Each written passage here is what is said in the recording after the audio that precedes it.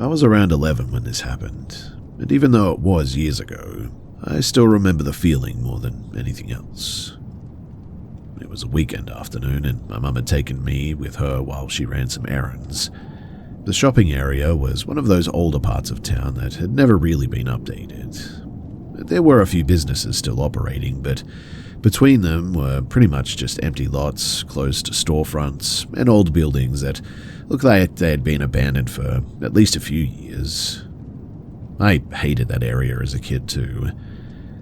There was one section between the stores that always felt strange.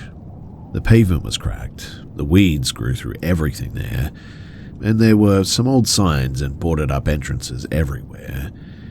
It wasn't dangerous during the day or anything, but it had the kind of atmosphere that made you walk a little bit quicker. Anyway, while my mum shopped, I wandered around near the entrance because I was a bit bored. I would step outside for a minute, look around, then go back inside whenever I got tired of the heat. That's when I noticed someone across the parking area. There was a man standing near an old signpost. At first, I didn't think anything of him too. I mean, adults stood around waiting all the time, right? But after a few minutes, I realized something was strange. He wasn't really doing anything. He wasn't looking at his phone. He wasn't waiting for someone. He wasn't walking anywhere.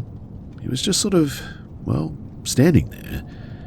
And every time that I came outside, he seemed to notice as well.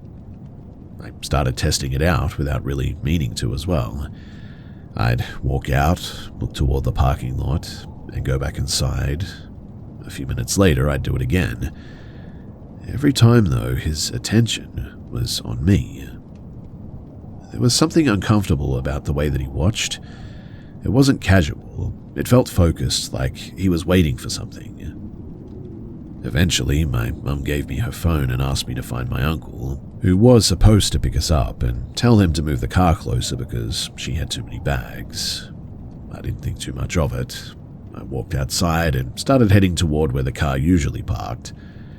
And that was when the man moved. He pushed away from where he had been standing and started walking in the same direction. At first, I told myself that it was just a coincidence. Then I noticed that he was matching my pace. I slowed down and he slowed down. I walked faster and so did he. I remember the exact moment when I stopped trying to convince myself that it was nothing. It was the sound of his footsteps behind me. The parking lot, you see, was covered in loose gravel, and every step made this sharp crunching sound, and he wasn't rushing. He wasn't running. He didn't need to. He was just steadily getting closer. I turned toward the older part of the shopping area because I thought that I could cut through and lose him among the buildings. Instead, though, I heard his footsteps continuing behind me. That was when I ran. I don't remember thinking about it. I just remember my body sort of reacting. I ran past the empty storefronts, around the abandoned sections, and toward the road where I knew the cars usually stopped. I was terrified to look back because, some part of me already knew that he was still there. But when I finally did look, he was still walking. That scared me too, more than if he had been running. He didn't look angry, he didn't look excited. He just had that same blank expression and the same steady pace. I made it across the road and spotted my uncle's car finally. I pulled open the passenger door and got inside, trying to explain what had happened while barely being able to breathe from all the running. My uncle immediately started the car and pulled away, and as we drove off, I looked back. The man had stopped near the edge of the old shopping area. He wasn't following anymore, but he was just standing there, watching us leave. I remember seeing him holding something small in his hand, though. It caught the sunlight every time he moved it, almost like he was turning it over between his fingers. I don't know exactly what that was, but my guess is that maybe it was a small knife or a shiv or something. I never told my mum what happened. I don't really know why. Maybe because I was young and I didn't want anyone telling me that I'd imagined it. Maybe because I didn't even know how to explain why it scared me so much. But even now, I still remember that feeling. Not every frightening person looks dangerous too, I guess, and sometimes the things that stay with you is someone who doesn't do anything at all, or does very minimal stuff. Someone who just stands there, watching you with a predatory sort of gaze.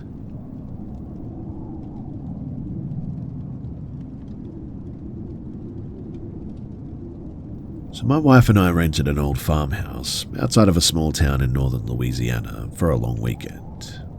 We were there because one of my closest friends was getting married nearby, and since the hotels in the area were either booked or ridiculously expensive, we decided to try our luck with a vacational rental. The listing, it looked perfect too. It was secluded, had plenty of space, and the photos made it look charming in that sort of old-fashioned way. The description mentioned that the house had been in the same family for decades before being converted into a rental, and when we arrived, I immediately understood what they meant by old-fashioned. The place felt frozen in another era. The wallpaper was faded, the furniture looked like it had survived several generations, and almost everything inside had a strange sense of permanence to it. It wasn't dirty or abandoned or anything, but it felt like we were staying in someone's home rather than a rental property, really. Anyway, my wife and I have always slept better separately when we're traveling because, well, I snore badly and she wakes up easily. So we picked different rooms at opposite ends of the hallway. The first night was completely normal. The second night, though, was when things started feeling strange. I had spent most of the day at the wedding, and by the time that we got back, I was exhausted. I took a shower, grabbed a book, and went to my room to relax a little bit. Before going to sleep, I filled a glass of water and placed it on the dresser beside the bed. I remember specifically doing this too because I always wake up thirsty at night. I turned off the light and eventually I fell asleep. Now, at some point I woke up and I don't know what woke me. It wasn't a loud noise or anything obvious. It was more like I just suddenly became aware that something felt different. The room was colder than it had been, I guess, and I reached over to the dresser, expecting to grab my water, but my hand touched nothing. The glass was gone. At first, I assumed that I had knocked it over while sleeping, but the floor was completely dry. There was no broken glass, no puddle, nothing there, and so I turned on the lamp and searched around the room a bit. That's when I first noticed the closet door.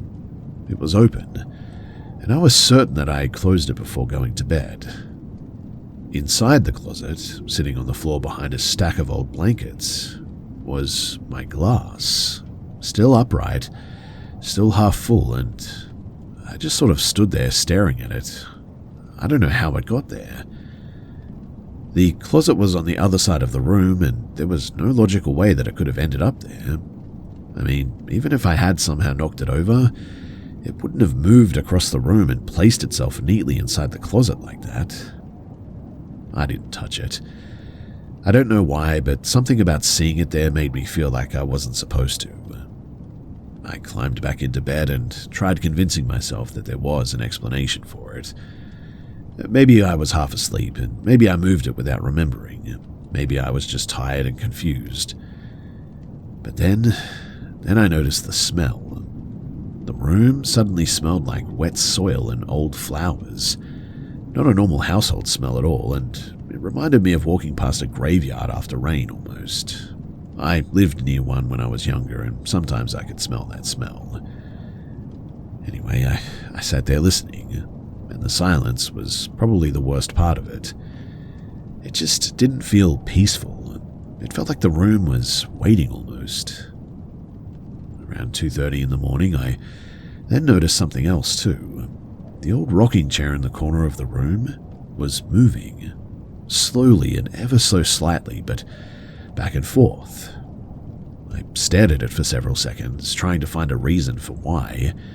Maybe the floor was uneven, maybe there was a draft, maybe me moving around earlier was the cause for it moving now. Except the curtains weren't moving, nothing else in the room was moving, and I hadn't moved around the room for a long time by this point. moment. And yet, the chair continued rocking. Then it suddenly stopped, and a few seconds later, I heard a faint sound from the hallway. There was a woman's voice. I couldn't make out the words, but it sounded like somebody quietly speaking from just outside of my bedroom door. I grabbed my phone and sat completely still, and the voice stopped. I waited. After maybe a minute, I slowly opened my bedroom door, but the hallway was empty. The strange part, too, was my wife's bedroom door. It was closed. She always slept with the door slightly open, and I walked over and knocked, but there was no answer. I opened the door, and I found her sitting upright in bed, wide awake, and she looked terrified. Before I could say anything, she whispered, "Did you hear somebody walking around?" I felt my stomach drop. I asked her what she meant, and she told me that she had been awake for almost an hour because she kept hearing someone moving around outside of her room. She thought that it was me at first, but every time that she checked, nobody was there. She also told me something that I still think about a lot to this day. She said that she kept feeling like somebody was standing beside her bed. Not watching from across the room, but like standing right beside her. We didn't talk much after that. Neither of us wanted to admit what we were thinking. So we packed our things before sunrise, and when we left, I put the keys on the kitchen counter, and that's when I noticed something sitting underneath them, a small wooden box. But I hadn't seen this before. Inside was a stack of old photographs from the house. Most of them were normal family pictures, but one certainly caught my attention. It was the picture of the bedroom that I had slept in. The same room, the same furniture, the same rocking chair even. And standing beside the chair was an older woman wearing a dark dress. And written on the back of the photograph was a date from like over 40 years earlier, I think. I don't know who she was. I don't know why that picture was left there. I don't even know how it got there, to be honest, and I don't know what happened in that house, but I do know that neither my wife or I have ever stayed in another old rental without wondering what might still be there after everyone leaves.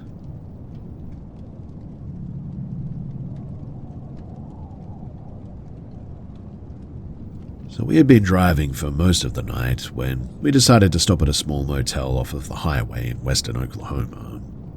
It was one of those places that, well, really you only choose it because you're just too tired to keep going. The sign outside was missing a few letters, the parking lot lights buzzed overhead, and the building had the worn-out look of somewhere that had been forgotten for a long time. The room itself was nothing special too. 2 beds, an old television, a tiny bathroom, and a strange little storage area near the entrance that was basically just a deep recess with a curtain hanging over it. The lock on the door worked, which I was grateful for, but the secondary latch was broken at this point. We noticed it immediately too, because the metal chain, it was hanging loose from the wall, completely useless. Since neither of us felt great about that, we pushed a chair underneath the handle before going to sleep that night. We joked about it at the time. "You know a place is classy when the furniture is part of the security system, right?" my friend said. Looking back, I really wish that had been the strangest thing about that room. But it must have been sometime around or just after 1 a.m. when I woke up. I don't know if it was a sound or just a feeling, but I suddenly became aware that something was wrong. The room was completely dark, except for the faint glow of the clock beside the bed. But I was about to roll over when I noticed something standing near the bathroom doorway. At first, my brain sort of refused to process it, but then I noticed that it looked like a person, but only just vaguely. The shape was incredibly tall and narrow, almost like someone had taken a human silhouette and stretched it vertically. It wasn't transparent, but it didn't look solid either. The edges seemed sort of blurry, like looking through heat waves rising from a pavement. It had no visible face, no eyes, no features, just a smooth, pale shape sort of standing there. I instantly froze though, and before I could say anything, my friend whispered from the other bed, "Are you seeing that?" fact that she had asked first made my entire body go cold as well. I didn't answer immediately because, well, part of me was still trying to convince myself that I was sort of half asleep and just seeing things. But she slowly sat up and the figure didn't move. It was just standing there. My friend reached for her phone and turned on the flashlight. The beam hit the doorway, but nothing. The bathroom was empty. The little storage area beside it was empty. We both sort of laughed nervously because I guess we wanted so badly to believe that that was going to be the end of it. She turned the flashlight off, and instantly that figure was there again. Same place, same position. It almost looked like it had been waiting for the darkness to return, to be honest. We turned on every light in the room after that, though, and neither of us wanted to admit how scared we were, so we started trying to explain it away, I guess. Maybe we were just exhausted. Maybe the long drive had messed with our perception. Maybe we were just seeing shadows from something that we couldn't explain. To prove, though, that we weren't influencing each other, we grabbed pieces of paper from our bags and drew what we had seen. We agreed not to compare them until we were finished, and when we finally looked at each other's drawings, neither of us said anything. I mean, they were almost identical. Both showed a tall, pale figure with unnaturally long arms and a body that didn't look quite human. And so, the next few hours were spent trying to just ignore it, I guess. Sometimes the room looked normal, and then, out of nowhere, I would catch movement near the edge of my vision, which was strange. A pale shape disappearing behind the bathroom wall, a glimpse of something standing just outside of the light, and every time that I looked directly, there was nothing. My friend eventually started crying quietly. She said, "It's not leaving." I didn't have an answer. I didn't know what to do. The worst part, though, wasn't seeing it. The worst part was realizing that it seemed to disappear whenever we looked directly at this thing, almost like it knew exactly how we were trying to watch it. Obviously, we didn't sleep. We stayed sitting against the hardboard until morning, and we just kept every light on and pretended that we weren't terrified. When sunlight eventually finally came through the curtains, we immediately packed up. And that, I think, was when we noticed the chair, the one that we had pushed under the door handle earlier that night. It was no longer there all of a sudden. In fact, it had been moved several feet away, sitting beside the wall. Now, neither of us had gotten up during the night, really. I mean, only to turn the lights on at certain times and then straight back to bed and talking. And I mean, I remember it being there pretty much all throughout the night, so I have no idea when it moved, but the door itself was still closed, but the broken latch was now hanging differently than it had before as well, as if somebody had touched it. We stared at it for a little bit, and then my friend noticed something on the floor near the bathroom as well. There was a sort of dark mark on the carpet. At first, we thought it was a stain, but then we realized that it looked a lot like a footprint. But not a normal footprint. It was too narrow and stretched too far, almost like something had pressed a long, misshapen foot into the carpet. Well, we didn't investigate. We didn't take pictures. We didn't ask the front desk what happened. We just grabbed our things, left our room behind, and drove until we were nowhere near the motel anymore. I've stayed in plenty of cheap places since then, and sure, I've had some uncomfortable nights, but I've never forgotten that night, or that figure. Yes, because it was terrifying to look at, but also because of the way that it stood there, silent, patient, like it wasn't trying to scare us, but like it was simply waiting for us to notice it.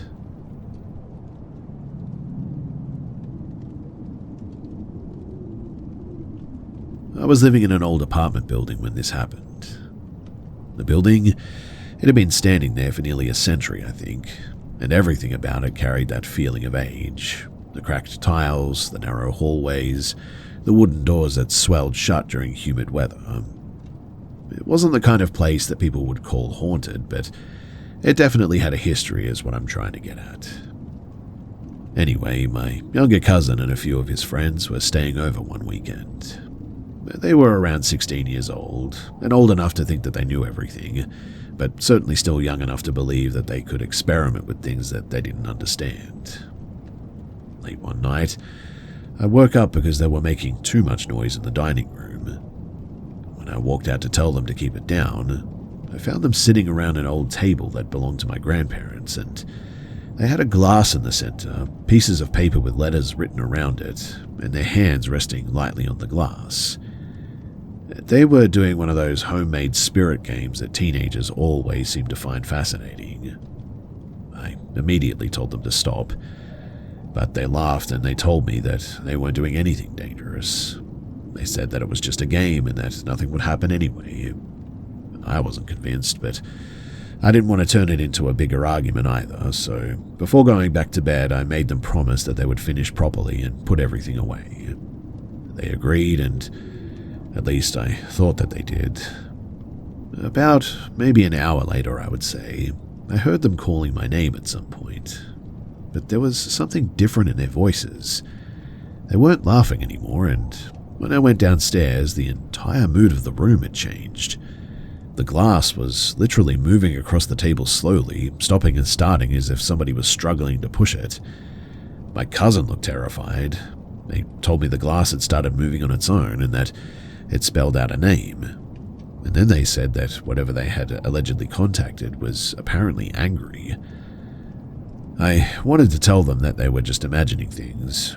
I wanted to grab the glass and throw it away, but instead I told them to end the session immediately. They said that they had tried. They claimed that the glass wouldn't stop moving until they removed their hands. Eventually, they lifted their fingers away, convinced that that was enough, and they left everything sitting on the table. That, though, was a huge mistake. The first strange things started happening days later. Nothing dramatic at first, just small things. A radio turning on in an empty room, cabinet doors being found open, objects being moved slightly from where somebody had remembered leaving them. Everyone in the house had an explanation at first. Someone forgot to close something. Someone bumped something. Someone was playing a joke. Whatever. But then, the noises started. Every night at around the same time, we would hear footsteps moving through the hallway outside the bedrooms. Slow footsteps as well. Not the quick sound of somebody walking normally. It sounded like somebody really taking their time. The strange part, though, was that whenever we checked, there was never anyone there. But the worst thing happened when I was alone in my room. So I woke up suddenly because my mattress sort of shifted all of a sudden. At first I thought that I was still dreaming, but then I felt the bed literally dip beside me, like somebody had sat down and I couldn't move. I just laid there staring into the darkness, trying to convince myself that there was a normal explanation for what this was. But then, I swear to you that I felt something touch my arm. It wasn't painful and it wasn't aggressive, it was almost like someone trying to get my attention. That somehow made it worse, and so I whispered every prayer that I could remember until the pressure disappeared. After that night, though, I stopped sleeping in that room. My cousin also started acting differently all of a sudden. He went from being the person who laughed at everything to someone who refused to even talk about what had happened. One evening during a storm, the entire neighborhood lost power and everyone in the apartment building was sitting in darkness. Everyone except for my cousin.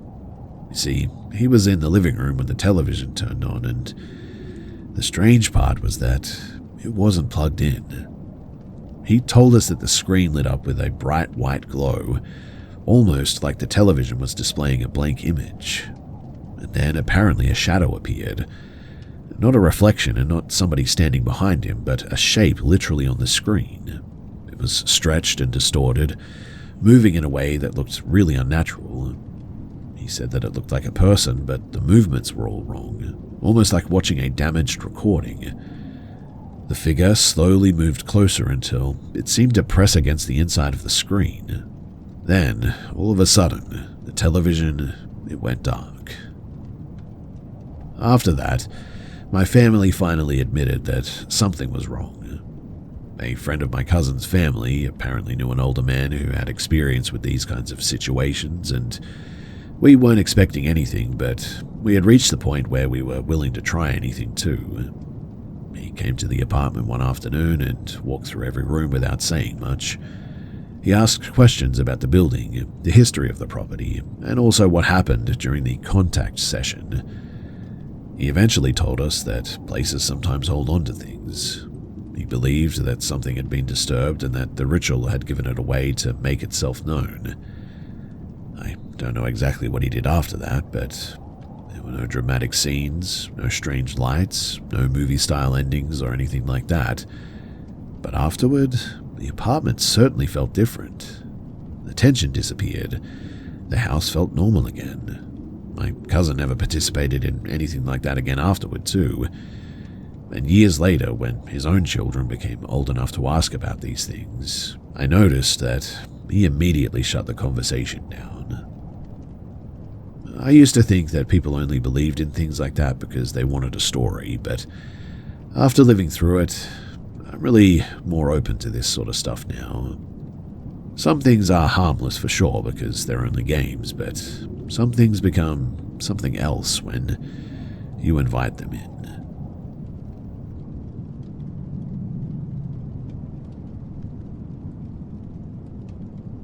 I used to take the same walking route home almost every night. It was faster than going around the main road, and after months of using it, I really stopped thinking about it. It was just a quiet stretch behind some old warehouses and some empty lots that had connected one neighborhood to another. Nothing about it ever really bothered me before. But that all changed one night in the middle of winter. It was sometime after midnight, and the entire area felt unusually still. Not peaceful, but just sort of, empty, I guess. The kind of silence where you suddenly become aware of every small noise that you make. My shoes hitting the pavement sounded louder than they should have, and halfway through the walk, I noticed someone standing near a chain link fence at the edge of one of the empty lots. At first I assumed it was just somebody waiting for a ride or maybe taking a shortcut like I was, but the longer that I looked, the more wrong it felt. The person was extremely tall, for instance. Not just tall in a normal sense too, but something about the proportions looked really strange. The arms, for instance, seemed way too long, and the body looked unnaturally narrow. They were standing completely still as well, facing toward the road. I didn't like the feeling that I got from them, so I immediately looked away and kept the pace up. I told myself not to be dramatic. I mean, it was probably just somebody standing there after all. Maybe a person just wearing dark clothes who was a little bit tall. Anyway, I walked past the spot without looking directly at it again. But a few seconds later, curiosity got the better of me and I sort of glanced back. And when I did, nothing. The area behind me was now completely empty. The lot was open though. There were no buildings close enough to hide behind, no trees, no vehicles, nothing that could explain where the person could have gone. So I stood there for a moment, trying to make sense of it. Then I heard footsteps right behind me, and I froze. The entire street seemed to go silent too. I waited, but nothing. I slowly started walking again, and a few seconds later, more steps. The sound wasn't far away, though. It wasn't an echo. It sounded like somebody was following me, at the exact same distance every time as well. I stopped and the footsteps stopped. I walked and they walked. At that point, I stopped trying to convince myself that it was nothing. I pulled out my phone and turned on the flashlight, swinging it around from behind me. The beam moved across the empty road, the fences and the grass beside the path, but nothing. No person and no movement. But the moment that I started walking again, those same footsteps returned. I sped up and they sped up. I slowed down and they slowed down. And the distance never changed.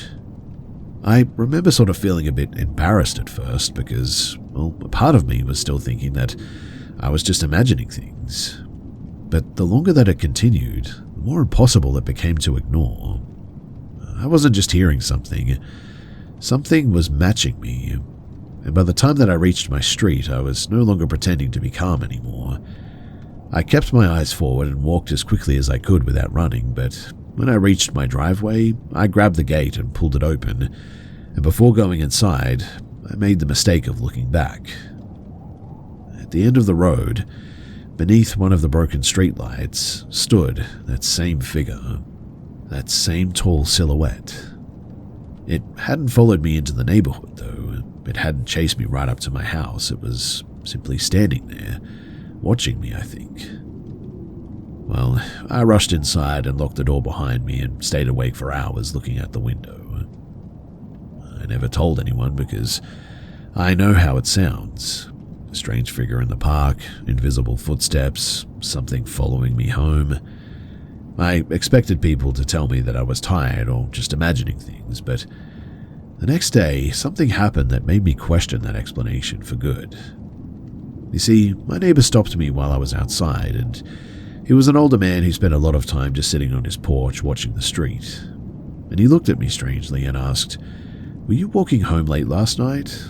And I said yes. And then he asked something that instantly made my stomach drop. "Who was that guy behind you?" I didn't answer, but he continued.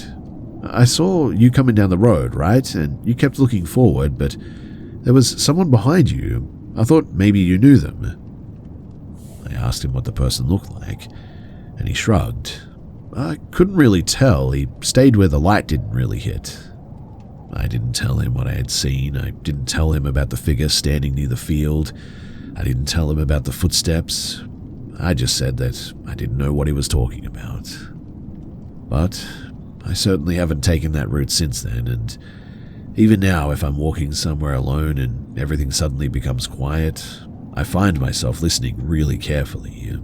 Not for the footsteps ahead of me, of course, but for the ones that might be following me again.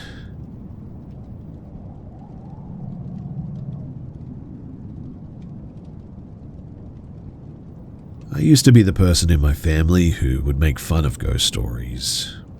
I was always the one who rolled my eyes when somebody claimed that a house felt wrong or said that they saw something that they couldn't explain. My sister, however, was the complete opposite of me. Ever since we were children, strange things seemed to happen around her more than anyone else. We grew up in an old two-story house that always felt older than it actually was. The floors creaked constantly, and the doors never seemed to close properly, and there were certain parts of the house that always felt colder than the rest. At the time, we never really thought much about it. It was just an old house, and it was normal to us. Years after we moved away, though, we learned that the property had a pretty disturbing history. You see, a fire had happened there many years earlier, and one of the people who died was a young girl who lived in the home with her family. My sister was around 12 when she had her first experiences there too. She woke up in the middle of the night and immediately noticed something sitting at the foot of her bed. It was apparently a little girl there. She described her as having dark hair pulled back in braids and wearing an old-fashioned dress. The girl wasn't doing anything threatening or anything else. She wasn't moving toward her or speaking or anything. She was simply sitting there, watching her. My sister said that the strangest part wasn't the fear. It was the feeling that she got from the girl. She didn't feel angry or dangerous. She felt sort of empty, like she had been there for a very long time and was just sort of waiting. My sister, she pulled the blanket over her head and stayed completely still until morning because she was too scared to look again. That wasn't the only strange thing that happened in that house, though. My uncle, who lived there when he was younger, had his own experiences too. He would sometimes hear the bathroom faucet turning on when nobody else was home. He would walk in expecting to find someone there, only to see the handle turned off. Then, after he left, the water would start again. It became one of those things that everyone in the family knew about, but nobody really talked about it or knew how to explain it. Years later, my sister started working a large department store. She often worked late shifts, and because she was responsible for closing tasks, she was usually there after most employees had already left, and At first, the strange things were pretty small. She would hear noises from the empty sections of the store, shopping carts would shift slightly, clothing racks would make sounds like somebody was moving through them, even though no one was nearby. And one night, while finishing some paperwork after closing, she heard a loud noise coming from one of the back rooms. She asked the security guard if he could go and check it out. Instead of investigating, he apparently told her immediately to get her things and to leave. The way that he reacted bothered her more than the noise itself. He apparently didn't seem surprised or anything.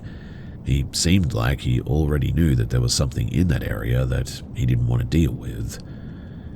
The worst incident, though, happened in the employee break room. So, part of the room was also used for storing old mannequins and some display equipment too.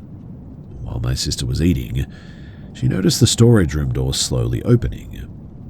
Nobody was pushing it, nobody was walking through it. It simply moved open inch by inch until there was a clear view into the dark room beyond.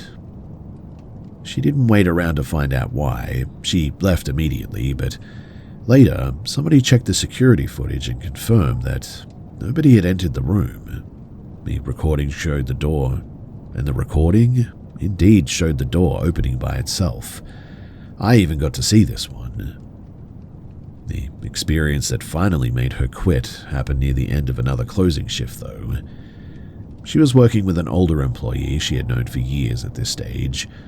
They were both finishing up at the counter when the woman suddenly just screamed. My sister rushed over and found her standing against the wall, shaking. The woman kept staring beside my sister's head, and she told her that she had seen someone standing right next to her. According to the woman, it looked like a man who was almost transparent, with a strange dark discoloration around his face.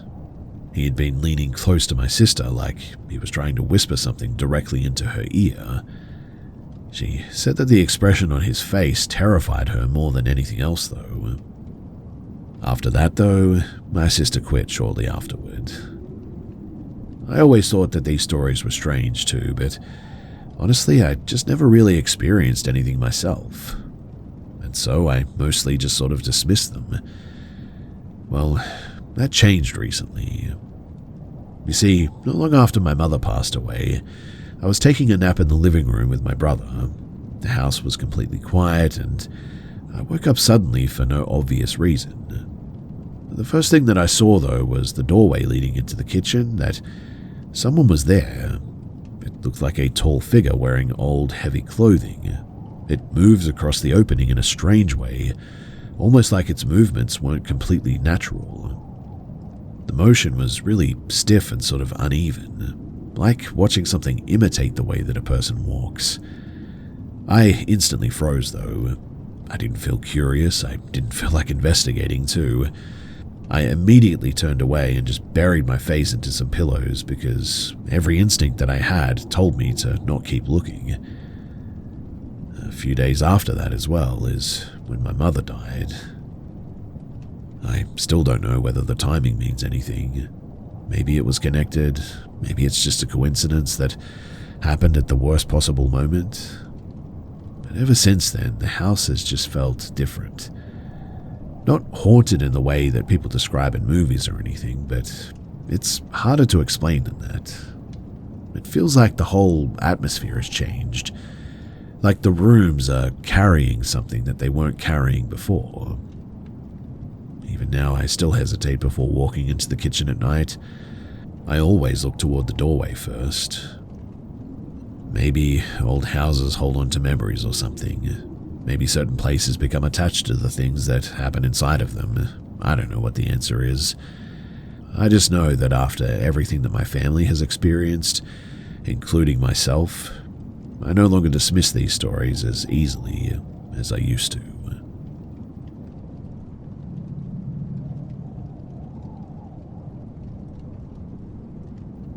I never thought that a piece of old metal could completely change the way that I looked at my own home. I was 22 at the time, working some construction, and I had a bit of a habit of bringing abandoned things back to life. If something was broken, rusted, or forgotten, I sort of felt the need to restore it, I guess. That's how I ended up with this gate. I found it behind an old salvage yard outside of the city. It was a massive iron garden gate covered in layers of black paint and years of rust. It looked like something that belonged in front of an old mansion, rather than sitting in a pile of discarded metal, which is how it got my attention. I bought it without really knowing why as well, but for the next few weeks I worked on it in my garage. I spent hours stripping away the old paint, sanding the rust, and repairing the damaged sections. Most nights I was out there alone, working under a single overhead light that constantly flickered whenever the air became damp. When I was finally finished, I was pretty proud of it too. At the time, I was living in a small ground floor apartment in Seattle. It was nothing special, just a cramped studio with concrete walls and a large window overlooking the street. Outside was a small enclosed patio area, and I decided that the restored gate, well, it would fit perfect as that entrance. The moment that I installed it, though, something about the place just felt different. The first thing that I noticed was the smell. It was hard to describe, but it sort of reminded me of burnt metal or copper wiring, maybe. A sharp sort of metallic odor that seemed to appear randomly throughout the apartment. At first, I assumed it was coming from outside, but eventually I realized that it was strongest whenever I touched the lock on the gate. I tried to ignore it, but then about a week later, I woke up in the middle of the night. It was maybe around 4 a.m, I would say, and I heard something outside. A sort of small metallic sound. Not a crash, and not someone trying to break in or anything, but just a repetitive sort of clicking noise. It sounded like somebody tapping on the iron bars of the gate. I sat up immediately, expecting to see someone standing outside of my patio, maybe a drunk person passing by, or maybe somebody messing around, but I looked through the window and there was nothing. The patio was empty, the gate wasn't moving. I waited for a few minutes and then eventually convinced myself that it was nothing, and I went back to bed. But 10 minutes later, it started again. Only this time it wasn't outside, it was inside of my apartment. That same metallic tapping sound was coming from my kitchen. I froze upon hearing that. I stayed completely still, staring toward the dark hallway leading out of my bedroom. Then I saw something move. At first I thought it was a shadow, but then I realized what I was looking at. A hand. Just a hand. There was no arm connected to it, no body behind it, and it was hovering several feet above the floor, moving slowly through the kitchen like it was searching for something. The skin looked awfully pale and almost translucent. The fingers were unusually long, the dark veins visible beneath the surface, and it seemed to be like tapping as it was going, that same rhythm that I had heard from the gate outside earlier. The fingers, they tapped against the counter, then the refrigerator, and the stove, and then the edge of the table. It was literally moving around my apartment as if it was memorizing everything, like it was feeling its way through the rooms. I couldn't move. Every part of me wanted to run, but my body just wouldn't respond. I could barely breathe, in fact. The metallic smell became stronger, though, filling the room until it felt like I could taste it. The hand slowly drifted toward my bedroom as well. I reached beside my bed and grabbed a flashlight that I kept there, and the second that I turned it on, that hand just disappeared. The kitchen was empty, but I could still faintly hear the tapping. This time, though, it was coming from just beside me, the wooden frame of my bed. Well, I didn't wait to see what came next. I jumped out of bed and through my window, literally, leaving my phone, my wallet, my keys behind, and I spent the rest of the night sitting in my truck in a nearby parking lot, way too shaken to go back inside. 2 days later, I moved out and I broke the lease in that place. I left almost everything behind as well, including that gate. I never went back for it. Now, months later, I was in a hardware store in another town when I noticed an old missing person flyer on a community board. The picture caught my attention immediately. It was a man who had disappeared years earlier from a nearby construction area, and The flyer said that he had worked as a locksmith. I don't know why, but I focused on his hands. The crooked finger, the unusual shape of his knuckles, the scars. I instantly recognized them.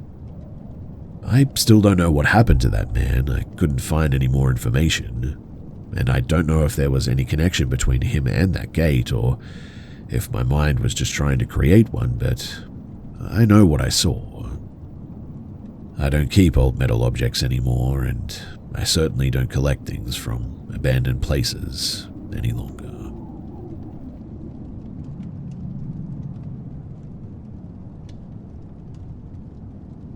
I used to think that the Delta was the kind of place where the only things that you had to worry about were mosquitoes, the heat, and getting lost on the back roads out there. That all changed, though, after one night on a friend's property. The Sacramento Delta has a strange atmosphere after dark. The air feels heavy, almost thick enough to notice it. Everything smells like wet soil, river water, and decaying vegetation. But during the day, it's peaceful. At night, though, especially when you're far away from everything, it feels just completely different. Now, I was out there after a barbecue had gone much later than planned, and by the time that everyone started leaving, it was about 1 a.m. The fire had burned down, everyone had stopped drinking, and I was too tired to drive home. So instead, I decided to sleep in my truck and just leave in the morning. I climbed into the cab, rolled the window slightly down, and eventually I passed out. At least I think I did. Because the next thing that I remember was waking up suddenly. I just sort of opened my eyes, and the inside of the truck was almost completely dark, except for the faint glow of the dashboard clock, which read 3:42 a.m. And for some reason, I immediately looked out the driver's side window, and that's when I saw it. Standing on the gravel outside of my truck was something that I still don't have an explanation for. It was small, maybe 3 feet tall. It was low enough that it barely reached the bottom of my window, and at first my brain tried to make sense of it. Maybe it was an animal, maybe somebody standing there. But the longer that I looked, the less human it seemed. It was skinny and was a grey dull color, almost completely lacking any warmth or texture. It didn't reflect the light the way that a person's skin would. It almost looked artificial, like wet clay shaped into something that was trying to resemble a living thing. Its head was much too large compared to its body, but it was the face that was the part that I can never forget. There weren't normal features, no expression and no recognizable details, just 2 dark, huge oval eyes that seemed impossibly black. It was leaning toward the window, staring directly at me, and I couldn't move. I didn't scream, I didn't reach for anything. I just sat there staring back, trying to convince myself that there had to be an explanation. Maybe I was still asleep, I don't know, but maybe exhaustion and the alcohol had combined into some kind of a fever dream or something, but I squeezed my eyes shut, I counted to 5, and then I opened them again, and when I did, nothing was there. The driveway was empty. The trees were moving in the wind, and the shadows were sort of shifting across the property, but whatever had been standing there was now gone. I stayed awake now until morning, and I kept telling myself that there had to be a normal explanation. A hallucination, a dream, something caused by exhaustion, but I certainly didn't tell anyone. Anyway, 2 days later I was talking with another person who stayed on that same property in a trailer near the levee. He was one of those kind of guys who didn't believe in anything unless he could physically prove it. A retired mechanic, actually, practical and really logical. But when I saw him, something was different about him. He looked pretty exhausted, and before I could even bring up what had happened to me, he asked me a strange question. Hey, I know that this is going to sound a bit weird, but did anything weird happen while you were out there last night? That caught my attention. He told me that a couple of nights earlier, he had woken up at around 2:15 because something was moving on the top of his trailer. At first, he thought that it was an animal, but then he realized that it wasn't. The sound was way too heavy and too deliberate. He described it as slow footsteps, moving across the metal roof. Not scratching and not running, but just walking. He stayed in bed, listening as the roof creaked under the weight, and then he heard something. The screen door opened, the latch moved, and after that came the sound of someone or something trying the handle on the main trailer door. He had locked it, but he could hear the mechanisms moving back and forth, like whatever was outside was trying to understand how the door worked. He never went outside. He sat there in the dark holding a kitchen knife. The strangest part came the next morning, though, when he checked around the trailer. There was nothing. No footprints, no marks in the dirt, no signs that anything had been there at all. When I finally told him what I had seen in my truck, though, he didn't laugh. He didn't tell me that I was imagining things. He just sort of stared out toward the empty Delta and went quiet, really quiet. And then he said something that still bothers me. I didn't want to say this, but whatever was outside of my trailer, it wasn't breathing, man. I asked him what he meant, and he said that while he was sitting inside listening, he expected to hear something, a person breathing, an animal making noise, anything, but there was nothing, just silence. I haven't gone back to that property since that day, and I still think about those eyes looking through my truck window, the way that it wasn't reacting like a person would. It wasn't angry, it wasn't curious, it was just watching me. Like I wasn't a person to it. Like I was something that it was studying. I don't know what I saw that night, and honestly I don't expect anyone to believe me, but I know that I was awake, and I know that something was standing outside the truck that night.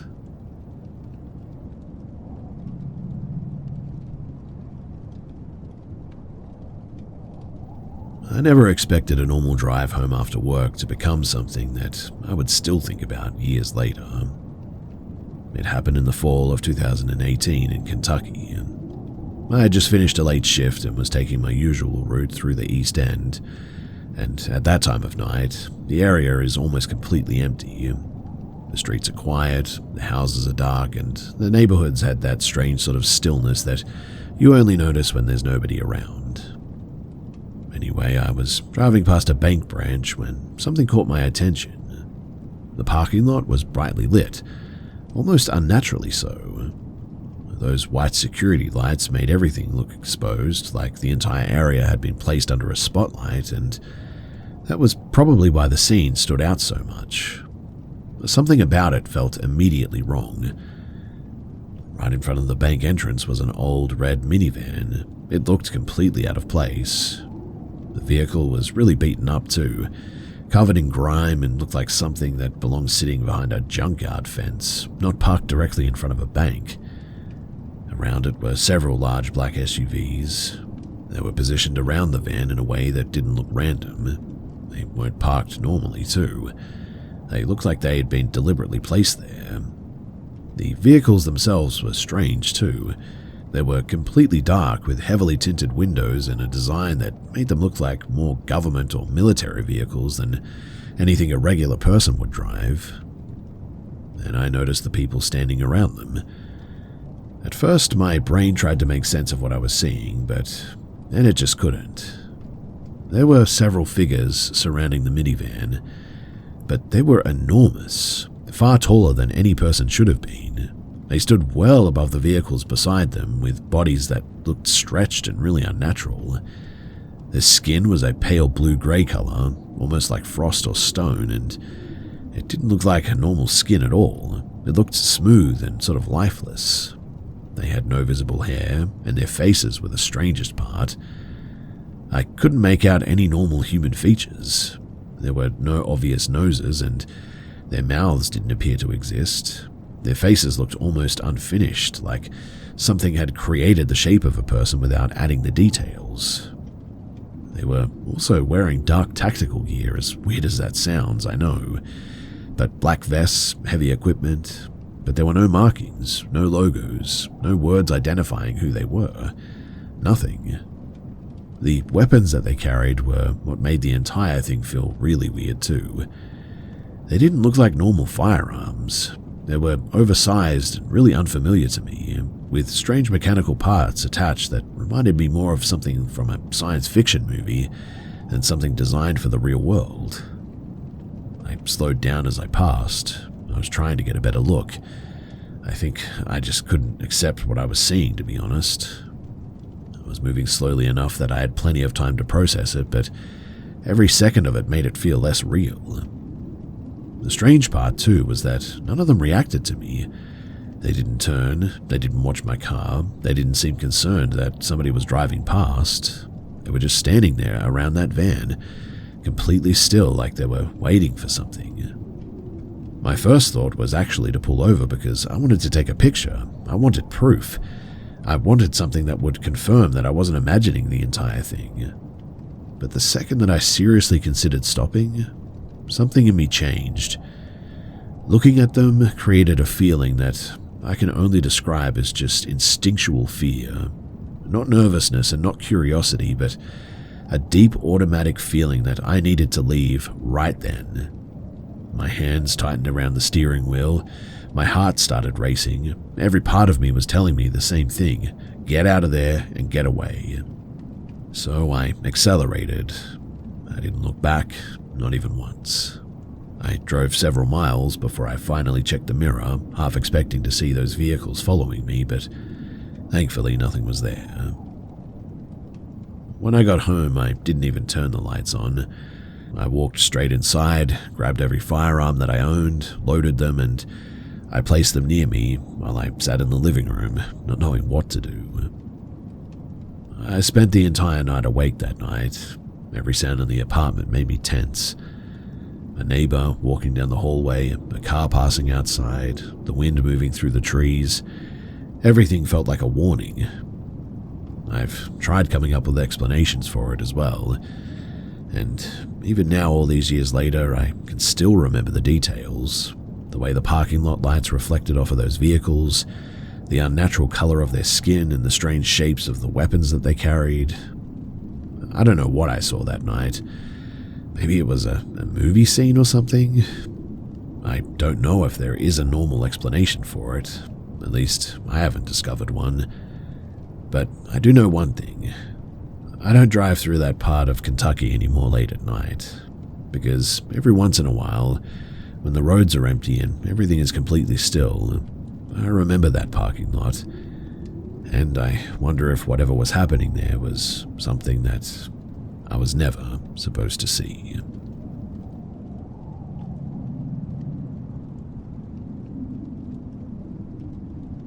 I've always been somebody who believed that there was a logical explanation for almost everything. Working outdoors in isolated places, it teaches you that your brain can really play tricks on you when you're tired, cold, and alone. That's why what happened during a winter job in northern Scandinavia really still bothers me a lot. I've tried to explain it away for years, but I've never found answers that fit. It was in 2014. I was hired as a part of a small environmental survey team working deep in the forests of northern Finland. We were several hours away from the nearest town, staying in a temporary research camp surrounded by frozen lakes, endless pine trees, and more silence than I had ever experienced before. My job was mostly routine. I collected readings, checked equipment, and helped monitor the area overnight because the conditions, they could damage some of the instruments if they failed. Now, the night shifts were pretty boring, to be honest.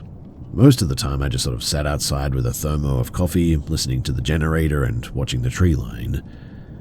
The first strange thing happened during my third night alone. The weather was brutally cold, well below freezing, but sometime after midnight I noticed something unusual. The air around the camp started smelling like rain. Not snow and not ice, but that distinctive ozone smell of like rain. The problem is that everything around me was frozen solid. There shouldn't have been any trace of that smell. A few minutes later, I noticed the sounds had changed as well. The forest had gone completely silent. No wind moving through the trees, no cracking branches, no distant animal sounds. Then I felt something strange in my body. My ears started ringing and there was a pressure in my head that felt like I was underwater. That was when I noticed movement beyond the edge of the camp lights. At first I thought it was a person, but then I realized pretty quickly that it wasn't. There were several shapes standing between the trees, maybe 50 or 60 meters away. They weren't solid figures, but they weren't invisible either. The closest way that I can describe them is like looking through distorted glass almost. The trees behind them were visible, but the shapes themselves bent the light around them. They were tall and extremely thin. Their bodies looked sort of stretched, almost like somebody had taken the outline of a person and pulled it upward. Their surfaces shifted constantly, changing between dark blue and a sort of silvery color, and something almost transparent, but always see-through. I remember thinking that I was just trying to make sense of something that had no category, and then one of them sort of moved. It lifted an arm, and a second later the others did the same. At first I thought that they were copying each other, but then I realized that they were copying me. I shifted my stance. They shifted. I moved my hand slightly and they mirrored it. I froze and they froze. There was no aggression and no obvious threat, but that somehow made it worse. It felt like I was being closely observed. Then there was this sound. It wasn't a voice and it wasn't an animal noise. It was a vibrating tone that seemed to come from just everywhere all at once. I could feel it in my chest and in my mouth, and the snow beneath my boots seemed to tremble slightly. I wanted to move. I wanted to grab the radio and call the others, but I couldn't. I stood there completely focused on these things, almost like my attention had been tapped. I don't know how long it lasted. It felt like hours, but maybe it was only 20 minutes. Time became really difficult to judge at this point. But eventually, the sound stopped. The figures slowly became less visible, their outlines blurred, the way that a reflection disappears when water is disturbed, until there was nothing left. The forest sounds immediately returned.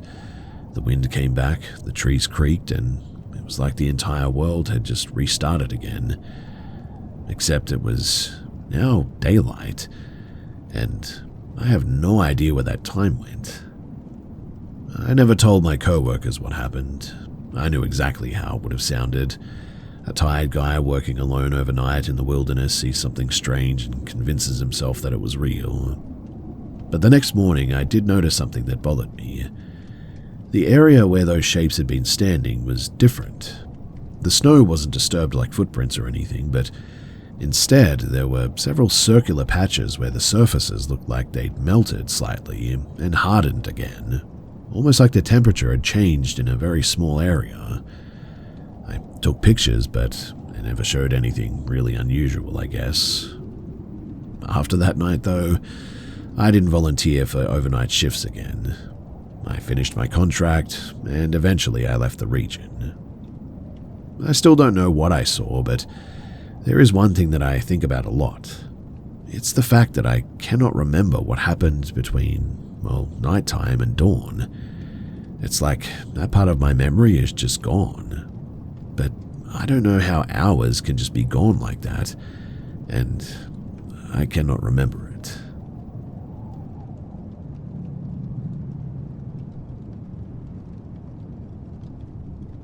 I've worked night deliveries for years now, so I've gotten used to the strange things that you see after midnight. Empty streets, people answering doors half asleep, old buildings that make every sound echo. Most of the time, there's a normal explanation for everything. But one night in Prague, I experienced something that I still cannot explain. So, I was covering a late route during the winter of 2021, delivering packages through an older part of the city. The area was filled with aging apartment buildings, narrow streets, and courtyards that seemed to absorb all of the noise around them. Around 1:45 in the morning, I arrived at a large residential building at the end of a quiet street. It was the kind of place that looked like it had been standing for at least a century. The stone exterior was stained from years of weather, and the entrance light above the door kept flickering on and off too. I grabbed the package though, and I went inside. The lobby was completely empty. There was no security desk, no residents walking around, nothing except old wooden mailboxes, and the sound of my own footsteps on the tile floor. I took the stairs because the elevator looked like it hadn't been maintained in decades at this stage, and by the time that I reached the upper floors, I started feeling a bit uneasy, I guess you could say. I couldn't point to one specific thing, I guess, but the building was just strangely quiet, like every apartment behind every door was holding its breath. Well, I made the delivery and I started heading back down. That was when I noticed the door, though. You see, on the second floor, one apartment door was open slightly. Not enough to see inside, but just a narrow gap with darkness behind it. At first, I thought that someone had accidentally left it open, but then I saw the person standing there. A man was inside of the doorway, facing the wall. He wasn't looking at me, he wasn't moving. He was just sort of standing there with his forehead almost touching the paint, completely motionless. He was wearing a long dark coat that looked old and heavy. The fabric hung strangely too, almost like it was too large for him. The hallway light didn't seem to reflect off of it properly as well, which is something that I noticed. I didn't want to stare though, so I kept walking. But as I passed the floor, something about him bothered me. His posture. He was sort of leaning forward at an angle that almost looked painful, his shoulders raised almost unnaturally high.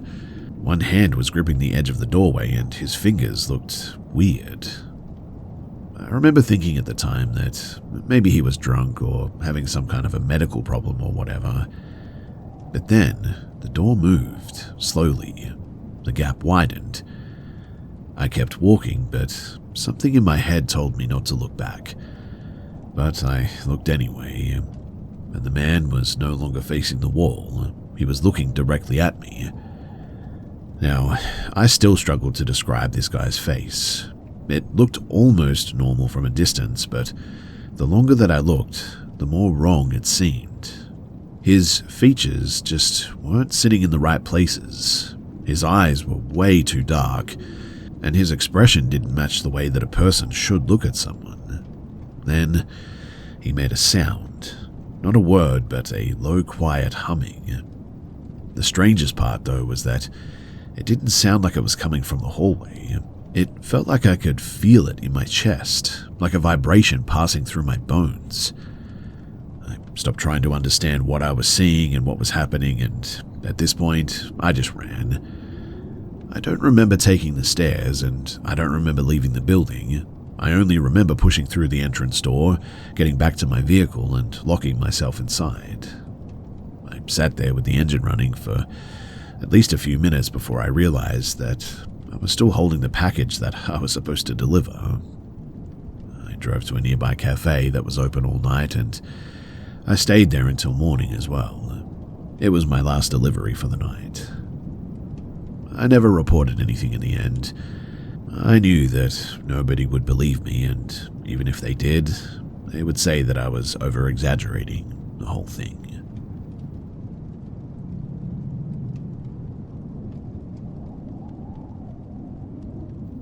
I moved into that apartment during the fall of 2019, mostly because I was fascinated by the building itself. It was an old, converted community center in Milwaukee, Wisconsin, built sometime in the early 1900s. The place had been renovated into small apartments, but it still carried the feeling of what it used to be. High ceilings, narrow hallways, and old wooden floors that creaked differently depending on where you stepped. And at first, I genuinely loved it. There was something comforting about living somewhere with history. The walls were thick, the rooms were unusually large, and every corner had some detail that made you wonder what had happened there decades earlier. The only place that I really avoided was the small utility room near the entrance. It was basically just a storage space with a heavy wooden door, and inside were old pipes, electrical panels, and shelves left behind from the previous owners. Now, the first thing that I noticed was the smell.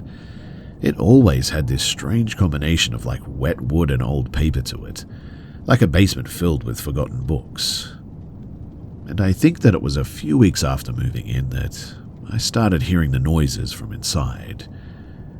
At first, it sounded a little bit like the building settling, a single knock, and then another, but eventually it became a pattern. 3 knocks, always 3. It happened at random times, but usually late at night when everything else was quiet. Like I'd be sitting on the couch or lying in bed and I would hear it.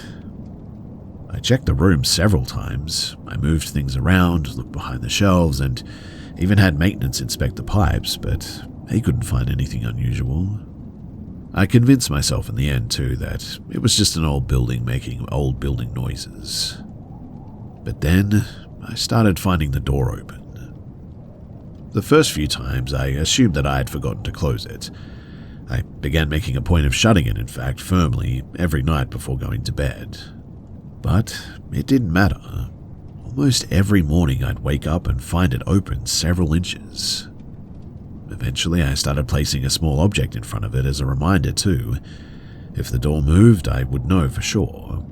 And inevitably, the next morning the object would be moved aside and the door was open. That was when I stopped thinking of it as just a coincidence too. The strangest incident, though, happened on a Sunday afternoon one day. So I was sitting in my living room playing an old video game. My phone was charging across the room and my controller was sitting beside me on the couch. I heard something come from behind me, sort of like a sudden movement. But before I could react, a framed picture sitting on a nearby shelf literally flew forward and crashed onto the floor. Now, I want to be clear here that it didn't slide, it didn't slowly fall or anything like that. It moved like somebody had knocked it forward. I sat there for several seconds just staring at the broken glass. That was the first time that I felt genuinely afraid, I think. Later that evening, I called my sister and told her what happened. I wasn't even finished explaining when something happened that made me stop talking as well. A voice came from the hallway. Quiet, almost like someone was speaking from the other side of a wall. It sounded young and it said my name. I immediately turned around, but nobody was there. I stayed on the phone with my sister for several minutes without saying anything. She kept asking if I was okay, but I just didn't know how to explain what I had just heard. Well, the next day I contacted a family friend who worked as a minister. I didn't tell him everything because I didn't want to sound ridiculous, but I only mentioned that the noises and the objects were moving.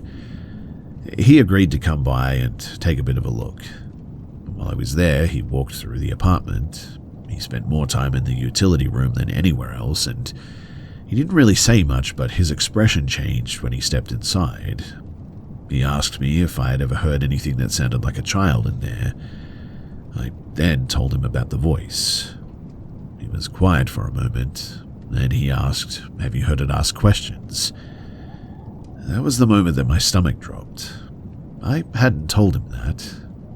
He didn't explain what he meant by that too, and I didn't push him.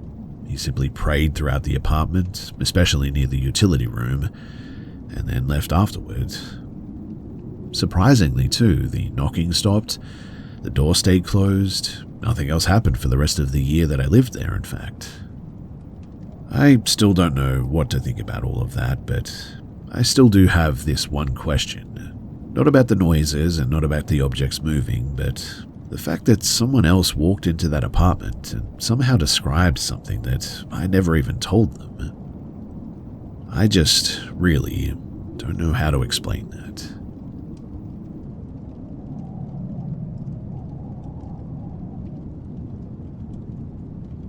So I was 16 when this happened.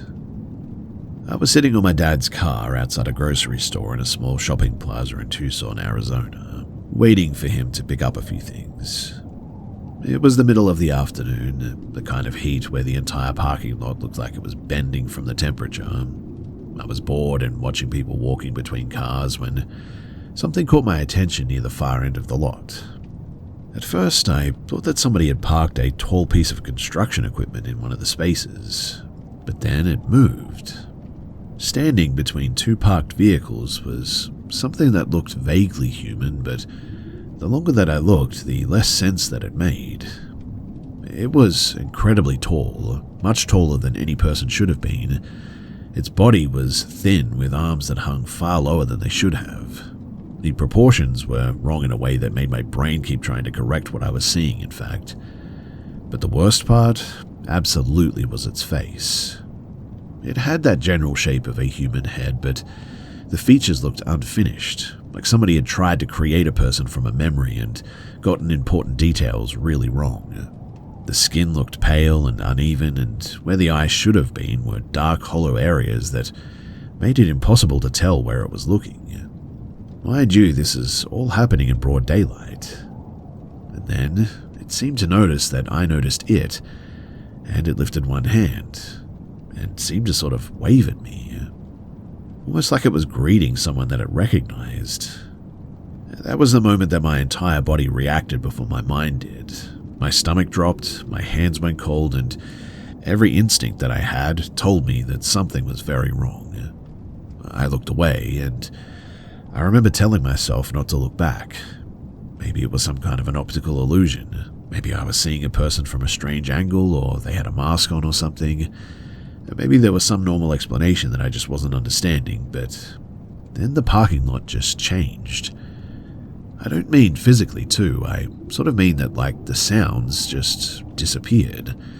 The traffic noise, conversations, shopping carts rolling across the pavement, all of it faded into what felt like I was sitting in a bubble. I became aware of something standing beside the car all of a sudden too. I didn't want to turn my head because I think that I already knew, but slowly I looked toward the passenger window and there it was. I still don't know how it got there. I mean, it wasn't walking across the parking lot or anything. I never even saw it move. Just 1 second it was across the lot, and the next it was leaning beside the car next to me. It bent down to look inside, its face only inches from the glass now, and I couldn't move. It stared at me through the window while keeping that same strange sort of look to it. It raised its hand again and tapped against the glass. The sound wasn't loud, but man, I felt every tap. I wanted to scream for somebody outside to notice, but I just couldn't take my eyes away from this thing. I just sat there, pretending to adjust the radio because, well, doing something normal was the only thing keeping me from being completely in a panic. The strangest part, though, was the feeling that came with it.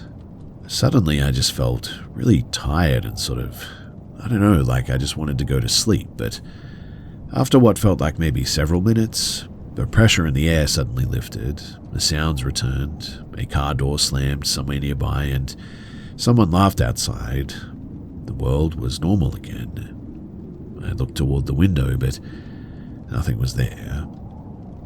Now, I searched the parking lot as much as I could without opening the door, but there was nowhere that it could have gone, really.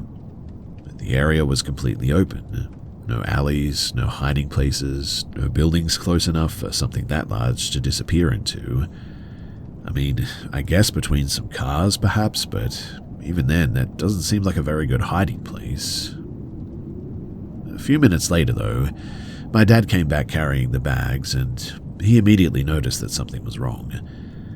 I told him what happened while we drove home, and I expected him to laugh or tell me that I had imagined it, but instead he just sort of listened.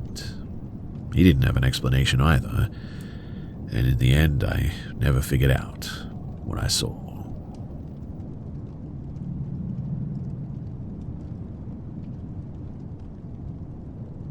The overnight assignment at the remote weather station was supposed to be one of the easiest jobs that I had ever taken. It was February in 2003, and I was stationed alone on a small island off of the coast of Iceland to monitor equipment during the winter storms there. The work itself was pretty boring and repetitive, really. Check the instruments, record the readings, make sure nothing's frozen. Most nights, the only sounds were the wind pushing against the building and the constant hum of the backup generator outside. My room was attached to the main station, a small concrete structure that had been built more for function than comfort, really. The walls were thick, the windows were reinforced, and the entire place had the uncomfortable feeling of being designed to survive something. Anyway, at around 2:40 in the morning, that's when I noticed something a little bit strange. The generator noise stopped all of a sudden. Not because it shut down completely, but the lights stayed on and the equipment continued running, but the sound just sort of simply disappeared, like the building had suddenly become isolated from everything outside. That was when I heard the first noise too, a slow scraping sound coming from above me. It sounded like something heavy moving across the ceiling, dragging itself from one side of the room to the other, slowly and deliberately. I looked up, honestly expecting to see some kind of a structural issue, but the ceiling was still and there was no problem. The sound stopped. I waited. After a few minutes, I convinced myself that it must just be ice shifting on the roof or something. The weather was pretty brutal and the strange noises were pretty common in those conditions. But then it started again, and except this time it wasn't above me, it was coming from the walls, a series of dull impacts moving around the room in a pattern. One section of the wall, then another, and then the other. It was almost like somebody was walking around the outside of the room and tapping every few feet. Except there was no way to walk around the outside. The building was literally surrounded by uneven rocks and freezing water. I checked the monitoring equipment, expecting to find some kind of a malfunction, but everything was normal. That's when I think that I noticed the temperature as well. The room wasn't getting colder, it just felt colder though.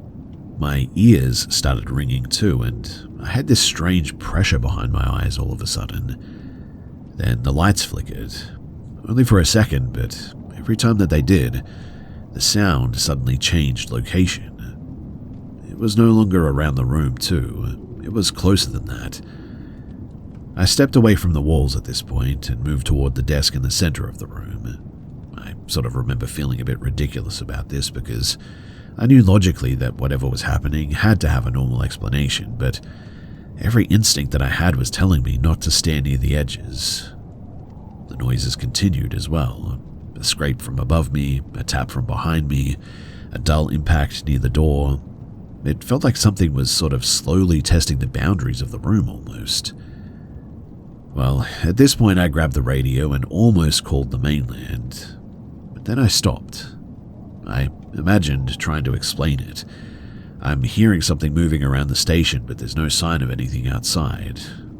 They were going to ask me to go and step out and to look for sure. So I put the radio down and instead I turned on every light in the room and I just stayed awake. A couple of hours passed and maybe around 4:30, everything changed. The sounds suddenly stopped completely. No warning, no final noise, and just silence. But not a normal silence too. The kind where you become aware of your own breathing and heartbeat because, well, there's nothing really else to hear. I stood there for several minutes, waiting for something to happen. Then I heard one final sound. It came from directly beneath me too, which I don't even know how that's possible, but it was a single knock and I looked down at the floor, but there was nothing there.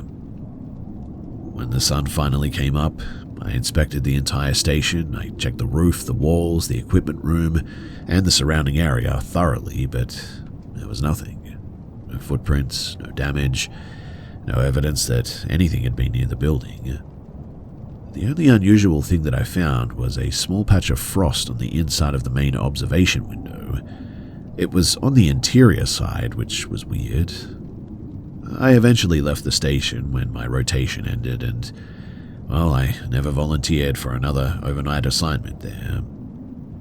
I've worked in remote areas since then, but I always avoid being alone in isolated buildings after dark now. Experiences like this, I guess they just sort of, well, change you.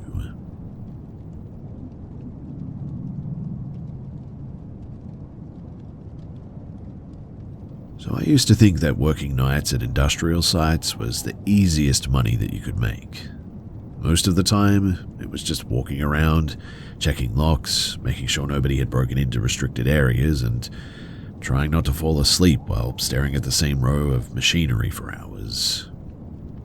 That all changed, though, when I was working a security job at a cargo facility back in 2015. The place was enormous.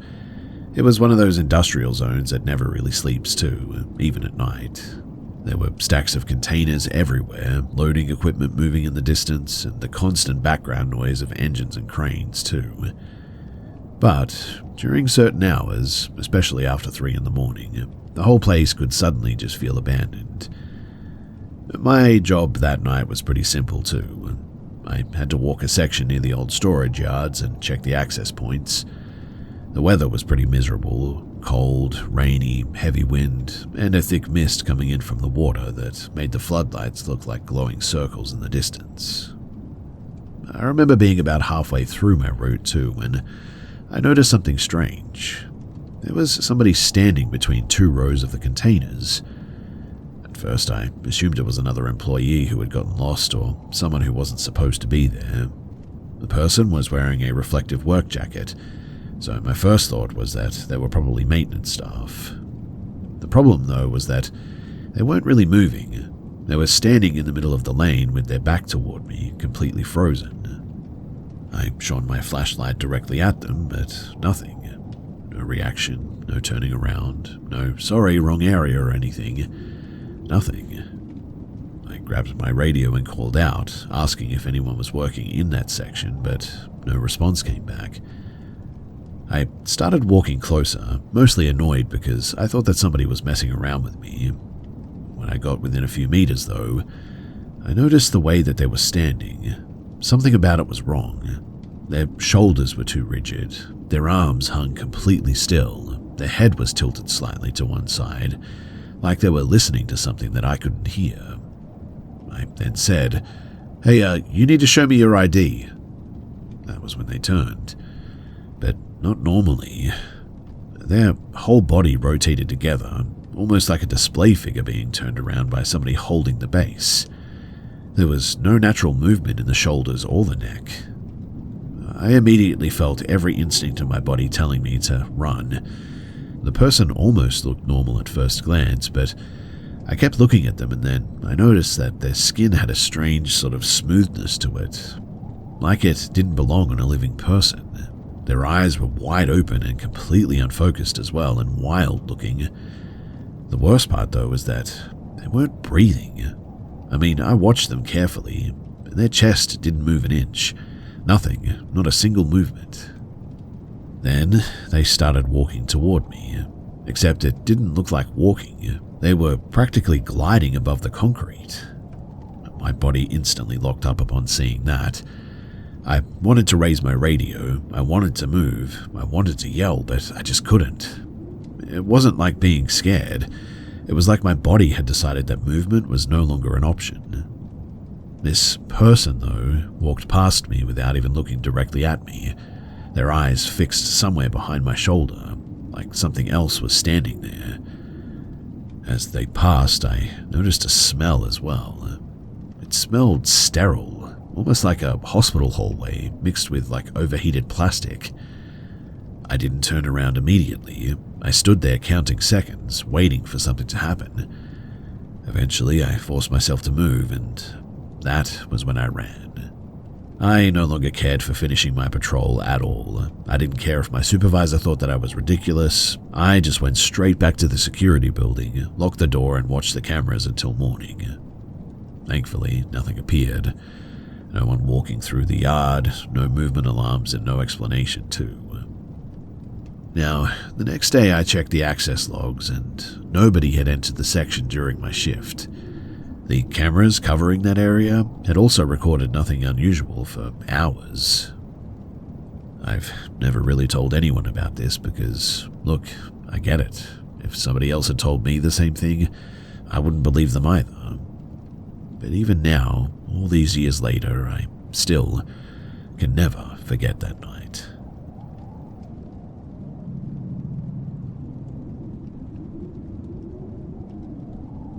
I was 26 when this happened, sometime in late 2017. At the time, I worked for a private historical archive in the Czech Republic. Most of my job involved restoring and cataloguing old documents that had been donated by collectors.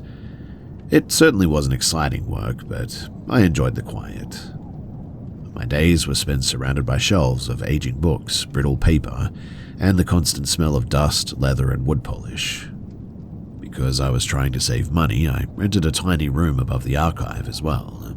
It had sloped ceilings, one narrow window overlooking the street, and barely enough space for a bed, a desk, and a bookshelf.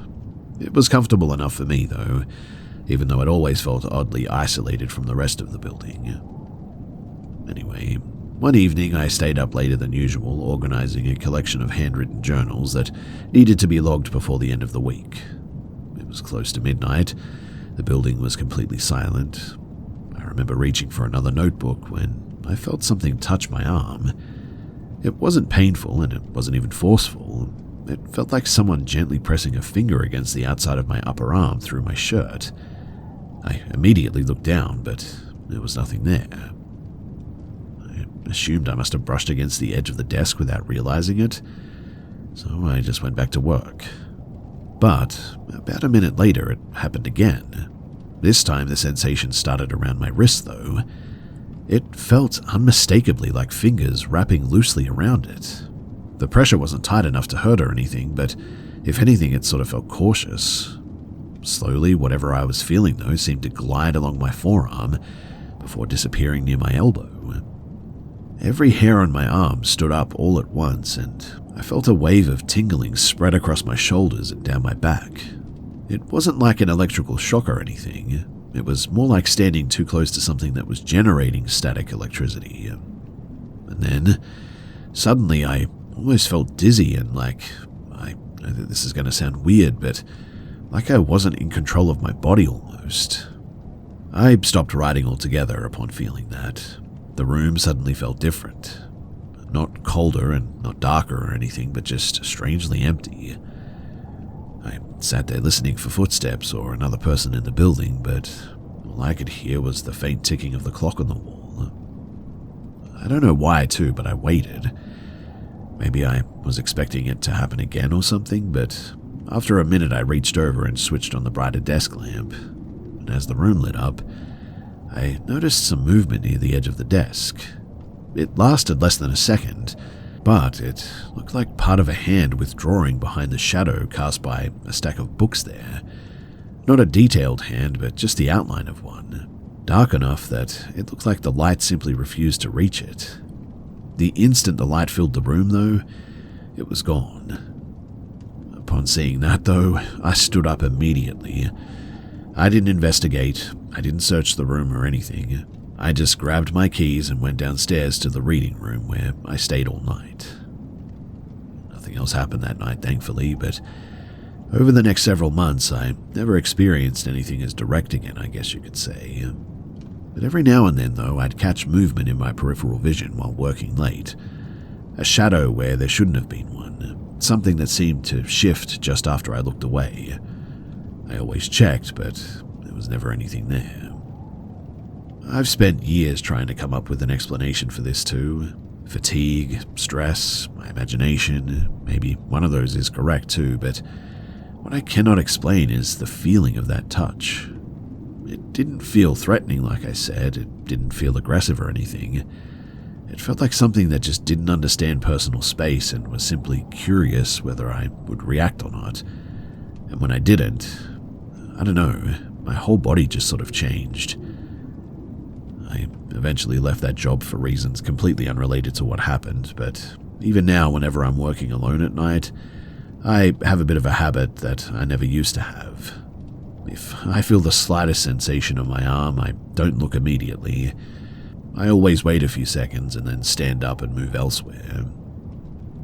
I'm not sure whether that's because of the experience that I had or if I'm just worried about something or whatever, but either way, it's just something that my body does now. In any case, I would love to hear your thoughts on what this all is.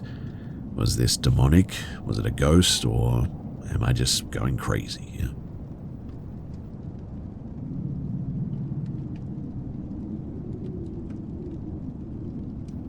the first month after we rented the house, I thought that we'd gotten unbelievably lucky. It was a newer place outside of Christchurch, New Zealand, built sometime around 2015 in one of those developments that had replaced old farmland with rows of pretty much identical homes. Everything looked modern, thick insulation, quiet windows, fresh paint, soft clothes cabinets. Nothing about it suggested the kind of strange noises that people usually associate with old buildings. The problems, though, they didn't begin immediately. Looking back, I think it was almost 5 weeks before either of us noticed anything unusual, and the first things were actually pretty routine.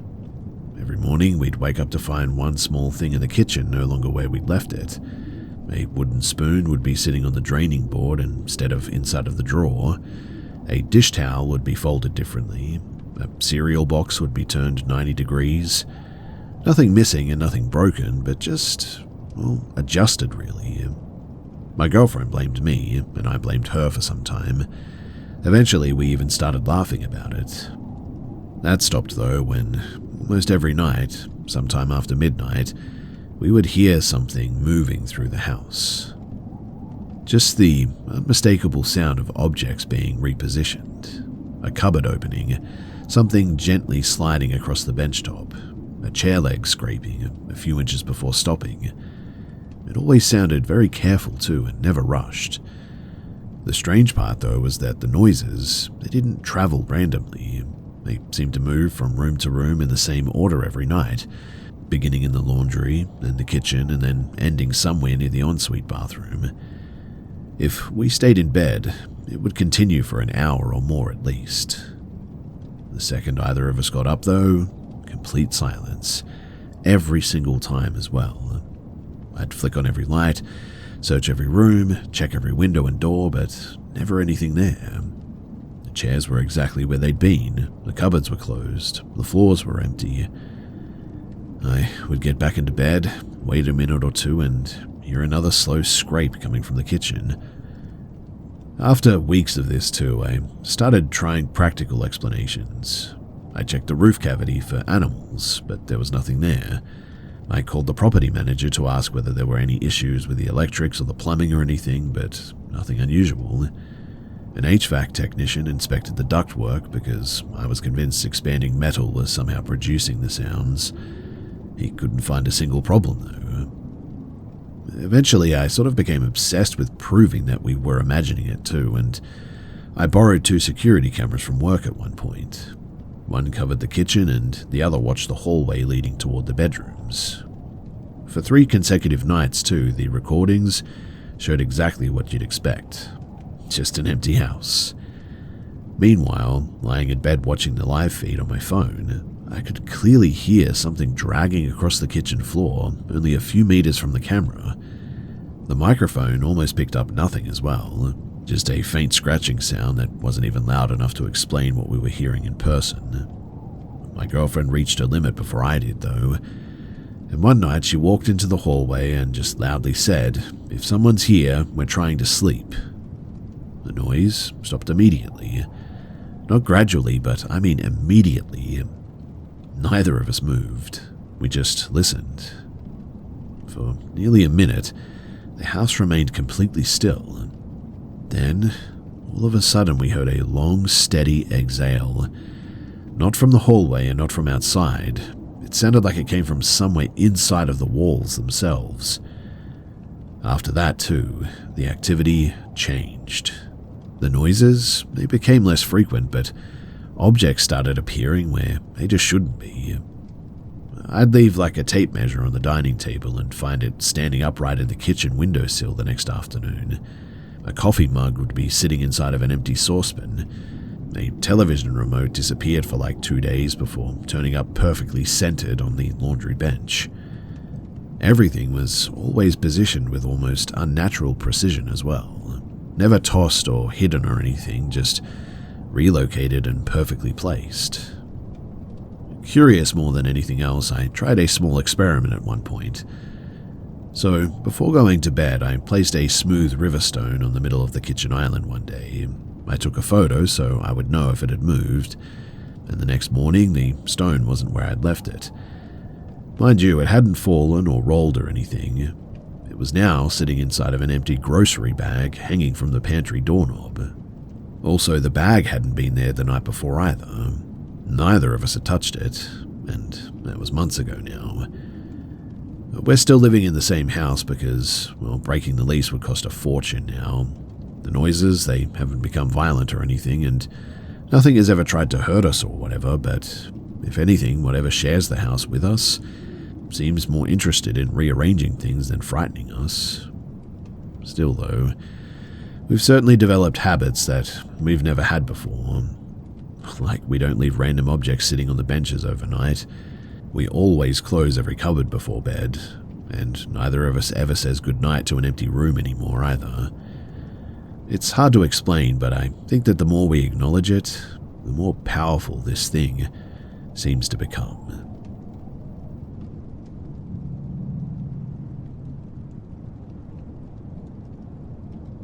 This happened during a university trip to Dublin, Ireland in early 2016. I was 22 years old, travelling with the school's debate society for a weekend competition. We'd spent the evening celebrating after the final round, and by the time a few of us had headed back toward our hotel, it was well after midnight. The streets, they had mostly emptied out by now. The pubs were closing, taxis were scattered around the city centre, and the cold air smelled like rain now, and my friend and I decided to walk instead of waiting for a cab since it wasn't that far away. About halfway back, we cut through a quieter side street lined with closed shops, and that's when we noticed him. It was an older man sitting on the ground beside a newspaper stand with a sleeping bag wrapped around his shoulders. There wasn't anything unusual, particularly about him. Cities always have people sleeping rough, and I barely gave him a second thought at first. But as we got closer, he sort of slowly lifted his head, and I looked over for a few seconds. Something about his face immediately felt wrong. I cannot really explain it any better than this, but it was like my eyes just couldn't settle on it. One moment he looked like an exhausted old man with deep wrinkles and thinning white hair. The next, those features seemed to blur together for a fraction of a second. And underneath them was someone much younger. Not younger in a normal sense, though. His face looked weird, almost unnaturally symmetrical, with none of the age that I'd just been looking at. It lasted such a short time that I honestly questioned whether I'd imagined it, but then he looked directly at me, and his eyes were unlike anything that I'd ever seen before. They were completely black. I mean, no whites whatsoever. The nearby street lamp reflected off of every parked car and every rain puddle, but his eyes remained completely dark, like they were absorbing the light instead of reflecting it. I stopped walking at some stage without even realizing it. My friend had already taken several more steps before noticing that I'd fallen behind. And then something happened that I've never been able to explain. A thought appeared in my head so suddenly and so clearly that it didn't feel like my own. It wasn't a sentence I'd been thinking about. It was more like an instruction. Don't go through the arcade. Take the longer route. The feeling hit me with such certainty that I immediately grabbed my friend's sleeve. Let's go another way. She looked confused. Why? It's quicker through here, though. I just don't want to. She laughed, assuming that I was being overly cautious, but eventually agreed. We circled several extra blocks before reaching the hotel, and I kept looking over my shoulder the entire walk. The man never appeared again, though. Now, the next morning, while we were eating breakfast, another student mentioned that the police had actually closed off a part of the shopping arcade overnight after a violent robbery that had apparently left one person seriously injured. I don't know exactly when it happened. I don't know whether we would have been anywhere near it, but that is a weird coincidence, right? Maybe I subconsciously noticed something that my brain processed before I consciously understood it or whatever, but I don't know.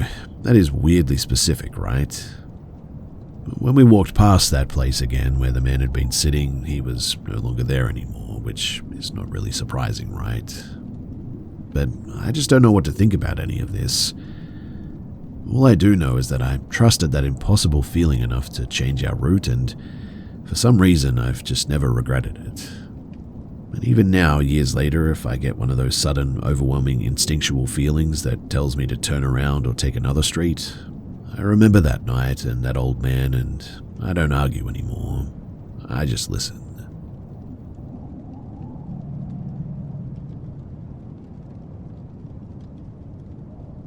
So this story is approximately 10 to 12 years old, and it happened in the Ukraine. When I was 18, just fresh out of school, I had a whole summer in front of me to do whatever I want before starting in university. Through our PE teacher, I got an offer to make some extra money during summer, and I happily agreed. The job was being a counselor at a children's camp for the summer. Basically, I had to watch over them, organizational tasks, hiking, etc. It was my first job and I was happy to make some money for myself. Also, me being 18 and receiving the oldest group, 15 to 16-year-olds, that was a huge bonus to it as well. I was young enough to understand them, but older enough to be respected and listened to. The first shift was pretty mild, really. Not many things were happening, and we were getting used to the job, and the kids, I saw something staring at us from the forest. Complaining from the kids was taken not too seriously. We just thought that they were having a hard time getting used to the territory, because most of them were city kids really, and unlike us growing up in the region, they had no idea how active the forest gets during the evening and nighttime. We thought that they had scared off some of the animals that were coming too close to the territory really. Now, about the location itself, it was huge. When you entered through the gate, you could go left or right. On the right were the warehouses, they were at the end of the territory, maybe about a 10-minute walk away, approximately 10 minutes of walking.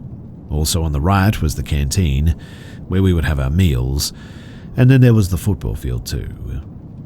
Nothing ever really happened on the right side, and even if it did, we could never make it out there for reasons I'll explain in a moment. But if you turned to the left after the entrance, you could see buildings where we and the kids lived. As you turned left, you immediately could see a building where the girls were, and then in the middle was the building for the really small groups, like under 8-year-olds, and on the end was the building for the boys. The three buildings formed a U-shape, with a little garden in the middle, so there's enough space to gather and organize the 150 kids in the morning for breakfast. If you would try to just walk forward from the entrance, maybe about 100 meters in front of you, you would be met with a 2-meter fence and a dense mountain forest that goes up the hill. I know that that's a lot to take in, but the locations are important to have a clear picture of the encounters.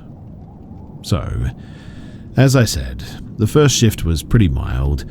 We didn't really take the complaints from the kids seriously, and then my friend arrived to work with us for the second shift when the new kids arrived, and that was when it all went absolutely pear-shaped. You see, this friend of mine was a huge chunk more into all paranormal stuff. I knew for sure that his grandma was a weird woman. She always knew when to stay calm and what people were going to do up front, like she was being told ahead of her interactions during the day. She was just always ahead of people. We were neighbors, and so I remember her from a small age, up until I got to like 15 or 16, and sadly she died later. Anyway, this friend of mine probably was educated by his grandma on how to use tarot cards and all that. He was pretty good at it all, and I won't go into details, but he could tell quite a few things about people that he just met and their family and all that, just by throwing a few tarot cards on the table. The day that this friend of mine arrived, we used the cards for fun, and that was when it all started. I believe that he was like throwing fuel on the fire or something. He always gathered people around him, and kids loved him. Extremely strong energy, and even now he has a very warm aura, though he hasn't been practicing anything for years after this story. But it started small. We were woken up on the first night from a scream from the middle house, with the smallest groups. Immediately we ran outside to the kids, and after a few minutes of calming them down, they said that someone was hitting all the windows, like all of them. We're talking about 10 to 12 rooms next to each other and the same amount of windows, really. Around 3 or 4 of them had broken glass in the corner, and we couldn't understand how someone could hit all these windows at the same time, shatter some of the glass, and managed to run away without us noticing it too. It was either 10 plus people involved, or otherwise it was just physically impossible, because we were outside in like 10 seconds or even less. The building is like maybe 30 to 4 meters long, and there's a huge fence right next to it, so even if it was a few people, we probably should have seen them, really. We calmed the kids down though, and we went back to sleep, thinking that we would just deal with it in the morning. But the morning, it wasn't better at all. We were shaken by screaming again. The girls took the younger groups out to do the morning exercise with them, and out of nowhere, an approximately 3 to 4 meter long snake started to hunt them from the garden. It was aggressive too, and absolutely huge. When I say huge, I mean it was massive, at least 2 to 3 times as long as an average person and really thick. So the guys, together with the head of the camp, running around shocked, because in 25 years of management they'd never seen anything like that. Later they told us that even the most dangerous animals are too afraid to get close due to the huge amount of people. But the decision was made on the spot that we needed to get rid of this snake because it was refusing to calm down and was trying to attack the kids. Also, it was only aiming for the small ones, it seemed. The small kids, that is. It didn't seem to care about the grown-ups, like, at all. We found some sturdy sticks and we started to hunt this snake. Finally, we managed to pin it down and it just suddenly died. I mean, we were just holding it down. The plan was to put it in a van and release it on the top of the mountain, but the snake just up and died. My guess is probably from stress, but it was weird. What we did next is low, I know this, but I regret it now, and at that point I was 18 and it sounded like a good idea. So we decided to skin the snake and put the skin on the pole that we had with the flag of our group to encourage the kids to be brave and not to be afraid of the forest. Honestly too, I still believe that that's when the gates of hell pretty much opened. We made something or someone very angry by doing that, and everything just went terribly. Probably a week later, when the first group of kids went home and we were waiting for the new kids, due to it being the second day of the new shift, basically all the kids got their stuff to the buildings and we had an extra night before they would move in. So after spending the day on preparations and helping parents move the bags in, we decided to go to the girls' dorm where the other girls who worked there resided, to have some drinks and have some fun and play some music and all that. This friend of mine was really exhausted, so he went to his bed in our dorm to sleep, and he went with some other guy. They were cutting wood most of the day, so it's understandable that they were pretty tired. For context though, the window of the room in which they were partying was looking straight at the boys' dorm. There was no way the guys could come outside without us noticing them, is what I'm getting at. There were also automatic lights above the door, so we immediately would have noticed the lights going off if they had. Also, don't forget, we're in the mountains, so signal on phones or internet is pretty much inaccessible here. Like, there's basically no signal anywhere. So, it started approximately half an hour after the two guys left. First, we heard someone using the toilet in the end of the corridor. We sort of looked at each other with curiosity, because nobody but us should have been in that building. Everyone was in the room, really. The guys are in the other building and they cannot come to us without us noticing it. Plus, they would have to have knocked on the window or the main door because we had locked all the doors at the time with a key. That's important too. It was part of our job to make sure all of the doors were locked with a key after the sun was down. With or without kids, the dorms always had to be locked. So at that, we got a bit tense, but we didn't hear anything for about 5 minutes, and so we just went back to chatting.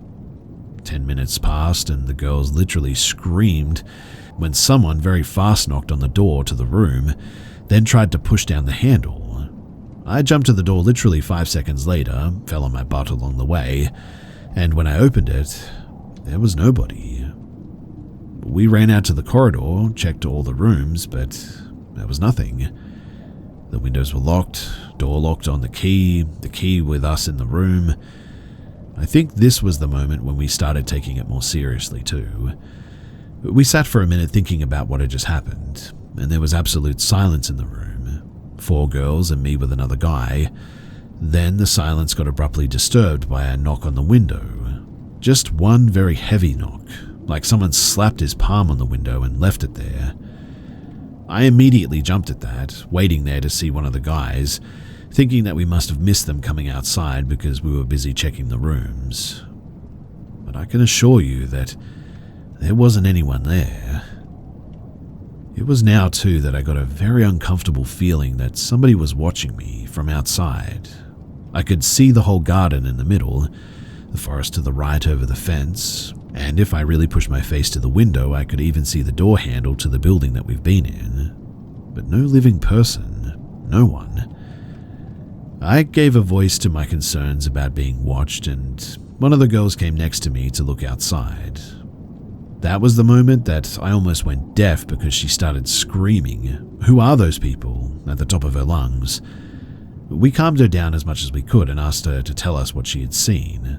She said that there were a lot of people standing outside of the building, all of them looking at us, but she couldn't see the faces because it was around midnight at that point and really dark. She said, though, that she could see their heads turned into our direction and that they were just standing there. I asked her to count them, but every time she reached around 20 to 25, she started crying and having a meltdown from fear. She said that there had to be at least 50 plus of them outside, though. While none of us could see anyone, apparently she did. Now, remember how somebody knocked on the door of the room or the window and we couldn't find anything in the building? We checked all the doors and the windows. Well, suddenly, the main entrance door, that was checked 15 minutes ago. I mean, we made sure of it because 6 people had seen it locked with a key, and the key was in the room with us on the counter. It started erratically with crazy aggression, opening and closing over and over again. Somebody was opening wide the door that was locked with a key and slamming it with the power that was shaking the whole building. At this point, even I was screaming, and after maybe a minute of suffering from this unexplainable thing, me and the other guy holding each other's shoulders and running to the entrance to see what was happening there, the sounds stopped the moment that we opened the door to go there. And as you've probably guessed already, the door was locked with a key and 2 of us couldn't force it open. We were in shock, to say the least. This was the moment that we decided to seek some help from outside too. We had 2 more people, and my friend and the other guy were sleeping in the dorm across the garden, obviously. They were maybe 40 meters away at most. We had signal, very weak, but it was enough to try and call over and over for my friend.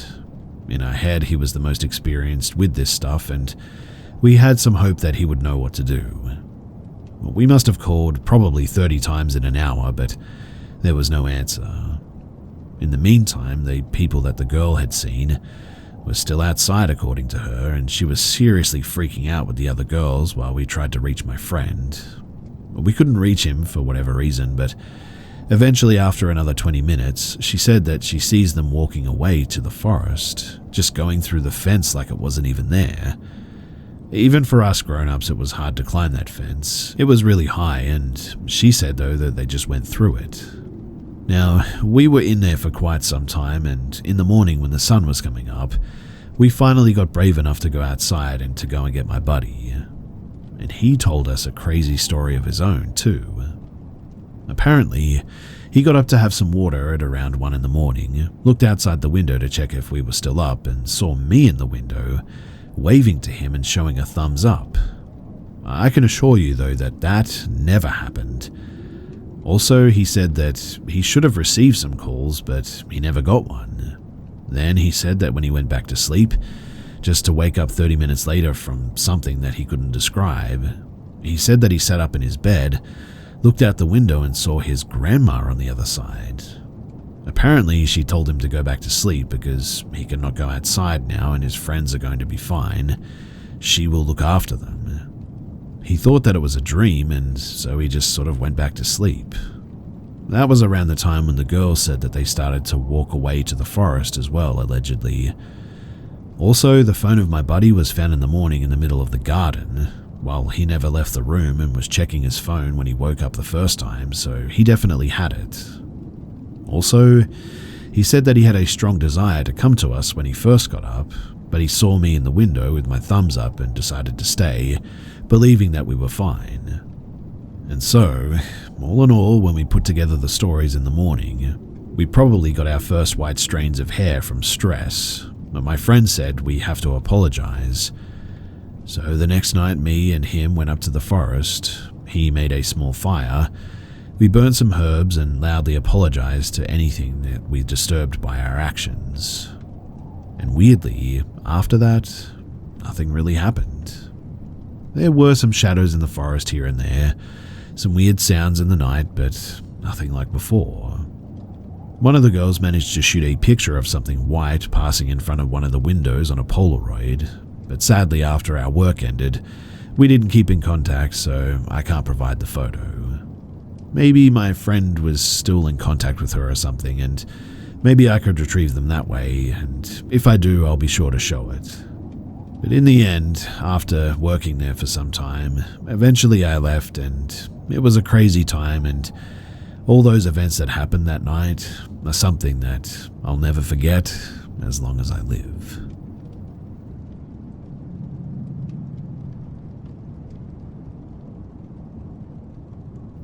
Back in 2023, me and my partner were both living at his mum's house. Most days we'd get home from work about 5 p.m, get dressed, and then we would go to these woods in the hills just outside of the town that we live in. For context, these woods as a whole are 12 miles long and 4 miles wide. There's breaks in the woods of farmland and fields creating separate woods over these hills with different names. You can walk through these woods if you want to. There's paths winding through most of the woods as trails, and if you want to, you can walk over the span of the hills from one side to the other. You can if you really want to, but most of it's through the woods and uphill if you're coming from the south, so most people don't.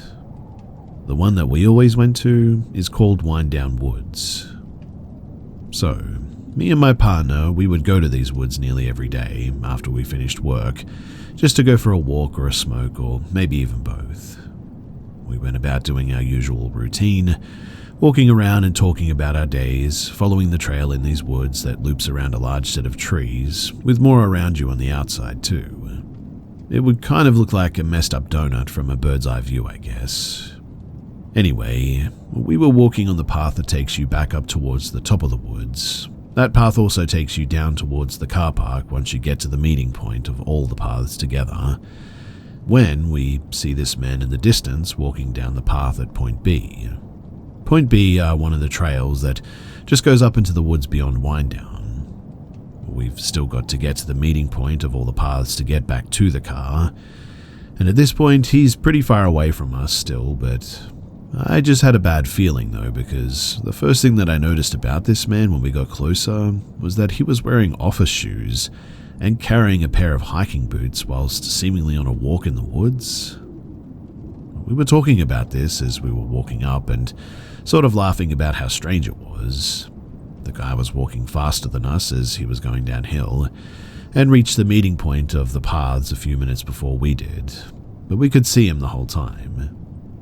When we got to the meeting point of the paths, all he did was sort of, stand there. He didn't do anything. He just sort of stood and was looking around. I had a really bad feeling at this point, as he didn't even look like he was lost. He just looked like he was waiting for something. Me and my partner were pretty weirded out at this point and were thinking about turning around and heading back down into the woods and going back around the long way, just to get away from this guy's weird vibes. In the end though, we decided that walking back down into the woods would ultimately look way too suspicious, as the man had definitely seen us walking up the path towards him, the same time that we'd seen him walking down.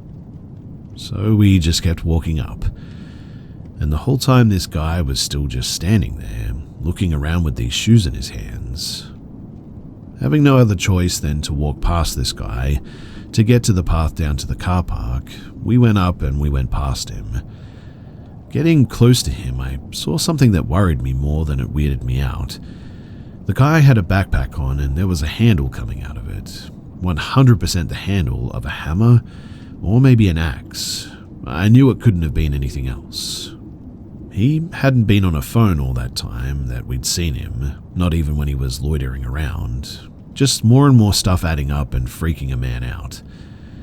But as we walked past him and started down the path towards the car park, the guy decides now that he knows where he needs to go without getting a phone out or a compass or anything, and starts walking down behind us. I was freaking out, and so was my partner, who doesn't usually get paranoid about stuff like this because I do it all the time for, well, no reason really. But there was something about this guy that just wasn't right. Also, there were no other cars in the car park except for mine, so he had no real reason to be walking out there. We were walking as fast as we could without running away from this guy, and after what felt like a lifetime, we got to the car, locked the doors, and we drove off. I didn't even look back. To this day, I think about this guy and how strange he was acting, but then again, I think about how strange we were probably acting, and maybe the poor guy was simply on a walk. Anyway, cut to just the other week, and me and my partner are at our friend's house for their birthday, just hanging out, meeting their other friends that we haven't met before, having a blast. But as usual with every small group hangout, it got late and we started talking about weird experiences that we had and spooky encounters. Obviously, we told everyone about our encounter with the really strange man in the woods. A couple of the girls at this hangout, they work at a reserve called Finn Court. It's one of the woods in the hills that I've been talking about, and they seemed pretty rattled by the story that we had told, and said that they had one that would make it worse, but they had to tell the group now. Plus, we needed to hear this apparently.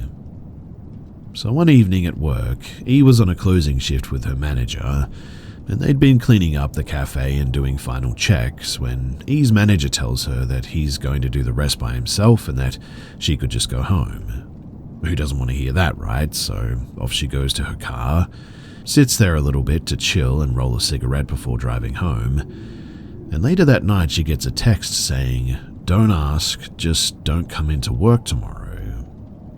He finds out that after she left work, her manager had finished cleaning up like he said and gone to his car to leave, and getting into his car, a man approached him from out of the woods and started wrestling with him to try to steal his car keys.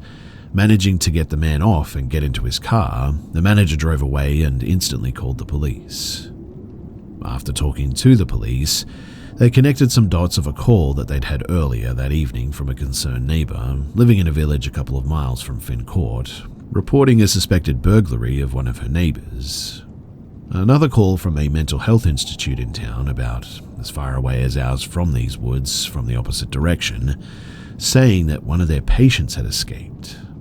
And it turns out, after the police put the whole story together, that this man had escaped, got a haircut, and then walked miles to this village in the middle of nowhere, broke into this house that he thought was abandoned.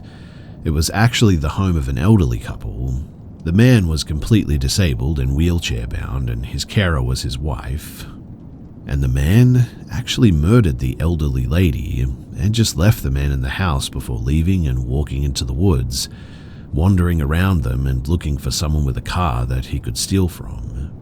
That's when he ended up at Finn Court and tried to take E's manager's car, running off into the woods again to find somebody else. And me and my partner, we are very sure that this is the same man that we saw acting suspicious at Winedown all that time ago, as their story was from the same month as ours, and the time frames matched up perfectly to when we would have seen him after he had tried to steal the manager's car and ran back off into the woods again. The police actually caught this guy the next day as well, just wandering around in the woods up there. He was following us back down to the car as well, but who's going to jump two guys in an open space where one of us could have easily made it to the road? I think he was trying to freak us out and get us to go back into the woods, to be honest, when he stopped at that meeting point and was sort of loitering around. I don't know for sure, but I suspect that that was his plan. Whatever the case may have been, this still horrifies me to this day, and it feels good to get it off my chest and share this with someone. This whole thing still horrifies me to this day, and it feels very good to just get it off my chest and finally share it with somebody else.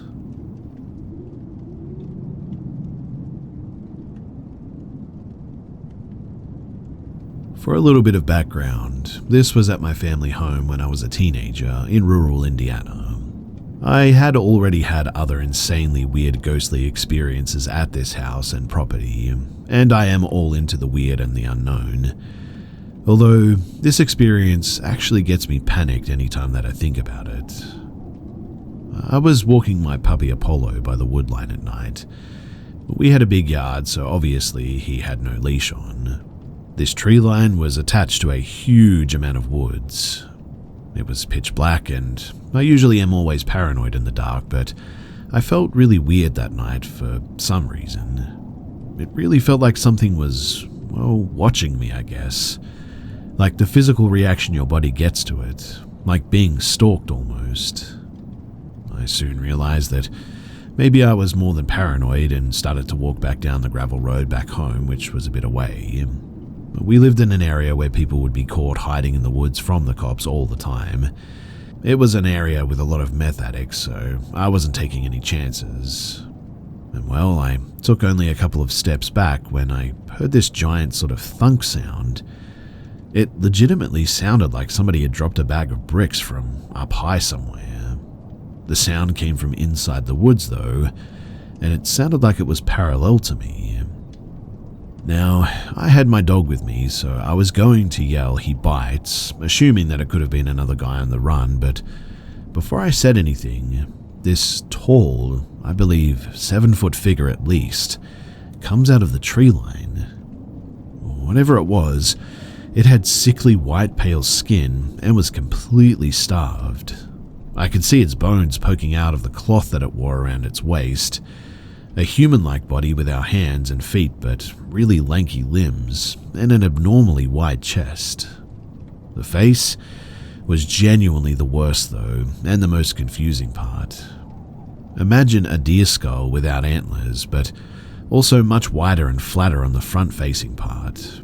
No indentations for nostrils either, and it was just flat and smooth. Although, unlike a skull, it was covered with some sort of like sickly pale skin maybe. It had 2 sets of eyes and looked to be no mouth. It wore some sort of wooden headgear that I couldn't take time to comprehend. No ears, but had short tangled dark hair on the back of its head. The look that I exchanged with this creature was short, but I'll never forget it. The most insane part to me though is that it almost looked as terrified as I was. It looked surprised to see me and even froze in place as we looked at each other. Didn't reach out to me and just sort of, well, looked at me. The eyes, though, were pitch black like an animal's eyes. Really, it was a lot like a deer in the headlights. My dog, being smart, immediately ran and waited for me at the foot of our porch until I snapped out of it and ran too. Honestly, too, I can't say that I blame the little dude for leaving me there either. I mean, at least he waited, I guess. But I looked back while running and saw the figure fade into the woods, and that was the last that I saw of it. Fast forward a week later, though, and that's when I started getting knocking and scratching at my bedroom window every single night. My window was up high too, at least 8 foot off the ground, and this went on for a week until I asked my friend who lived next to me to go outside and tell me what they saw. I was on the phone with them, hearing the scratching against my window. They said that they couldn't see anything. They thought that I was the one scratching and that I was messing with them, but genuinely I wish I was. This went on for months as well after this, while I had awful nightmares all the time. Eventually they stopped and my dreams became sort of less apocalyptic, I guess you could say.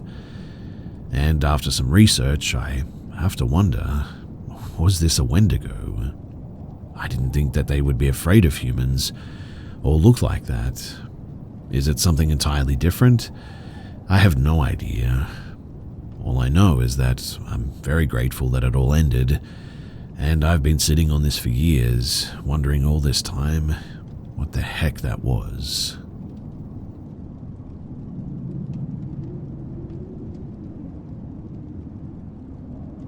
So I've only ever had sleep paralysis once a few months ago, but the experience has repeated in my mind every so often.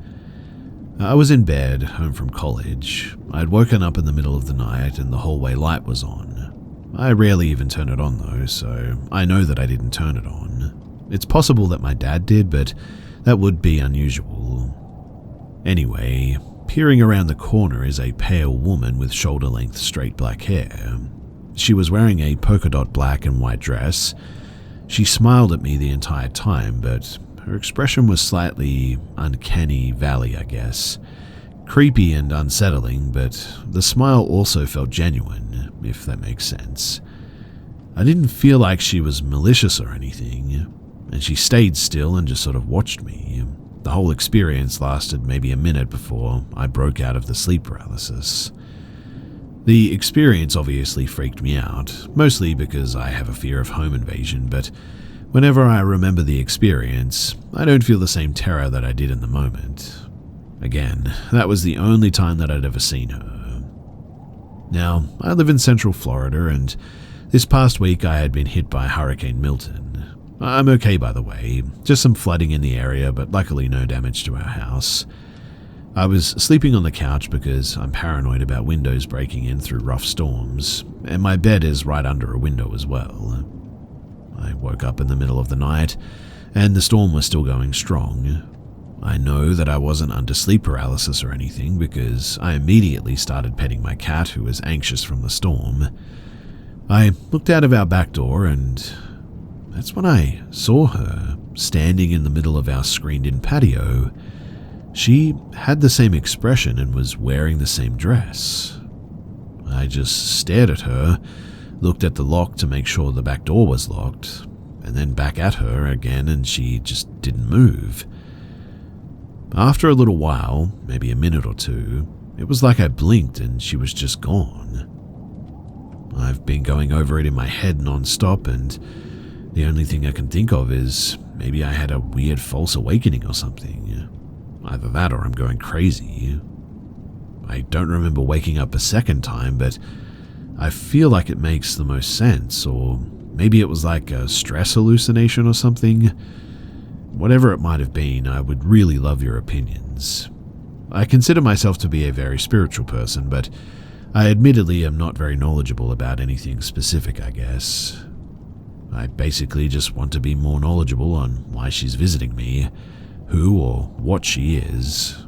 I'm confident that I'm seeing her for a reason, but I just have no clue why. Some maybe relevant additional context is that my mum died a year and a half ago, but she didn't look anything like this woman. I genuinely don't think that she was a malicious entity or anything, which is why I spoke about sleep paralysis before. She looks generally unsettling, but not threatening, I guess. I really don't know how to explain the vibes. I have no history of hallucinations in my family's medical history or anything. I do have some mental illnesses, but no family history of any other disorders that would cause this. So, if you have any idea as to what this could be, then please, do let me know.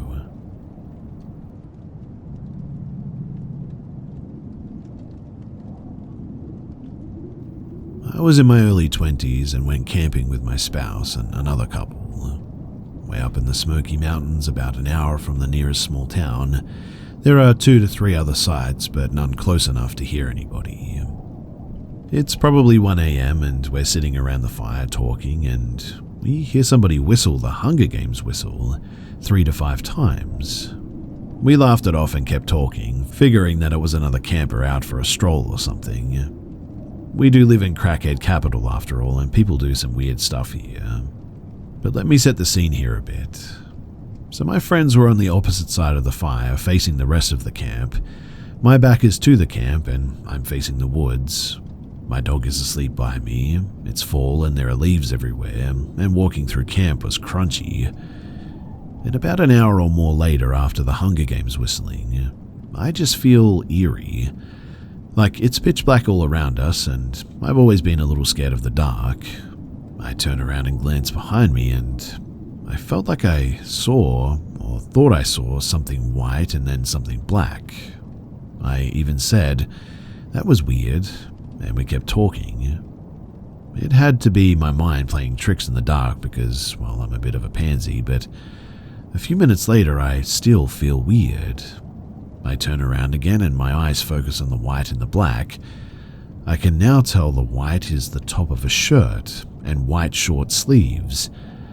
I literally screamed, "Who the heck is that?" and flashlights immediately click on. A federal marshal introduces himself. A game warden was with him. I literally saw his white t-shirt and black vest in the dark, and he was no more than 5 feet behind me for who knows how long.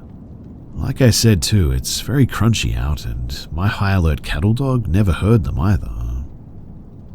Anyway, I'll cut the end short, but they checked all of our alcohol. He wanted to know where to buy my blackberry whiskey, and looked in cigarette packs and located a roach my friends had smoked hours earlier. He said that that's mainly what they do in the area, is listen in on camps, and they try to do drug busts, that they park way down the road and walk into camps. He said that they wouldn't have even bothered us if I hadn't noticed him, but they wrote my friend a $300 ticket for the roach and disappeared back into the dark. It scared the living heck out of us, to say the least, and I don't think any of us spoke the rest of the night, and we packed up early the next morning and went home a day early. We camp a lot, and 10 years later I still get a little bit sketched out after dark. How 4 people and a dog could be snuck up on in the woods like that, it still very much creeps me out.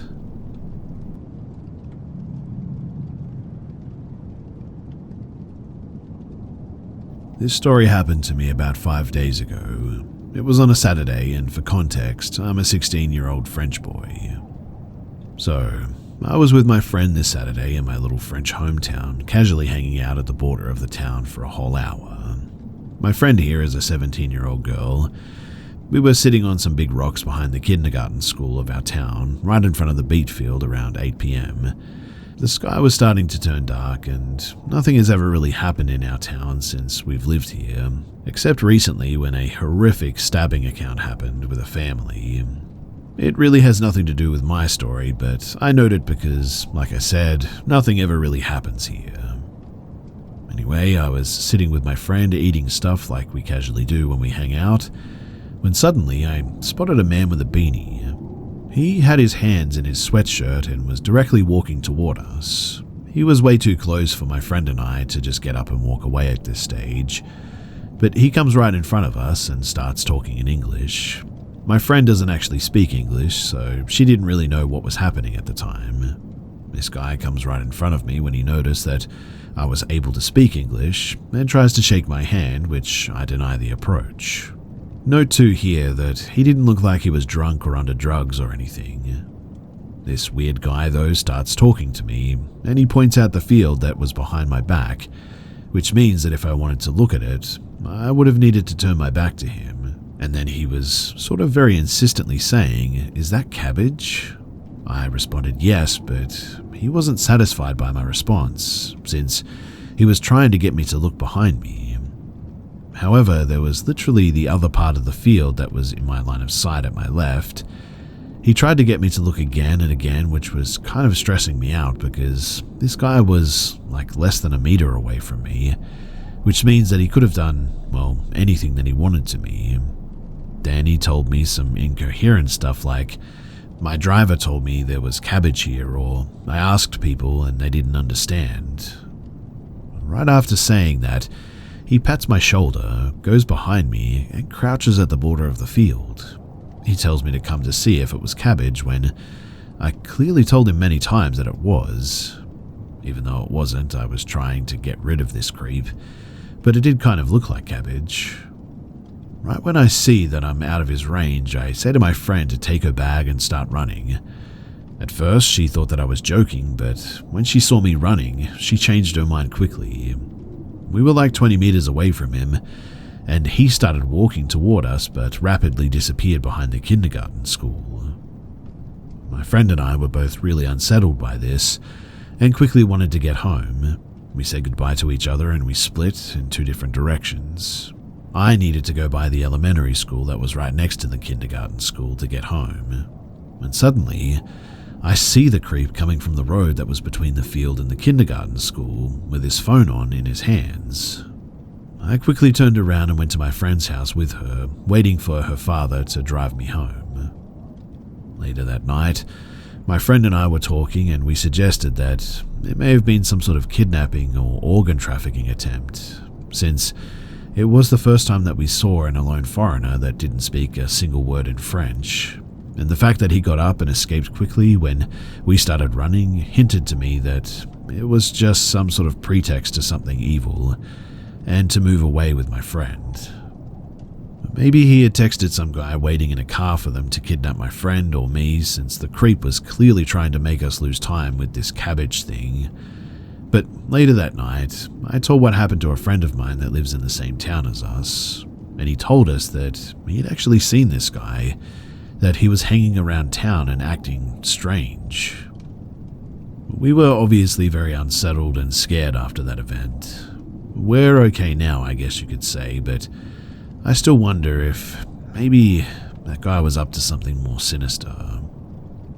If anyone has anything to say to help us clear this up, then I would really love to hear it. Thanks for listening too, and stay safe out there, guys.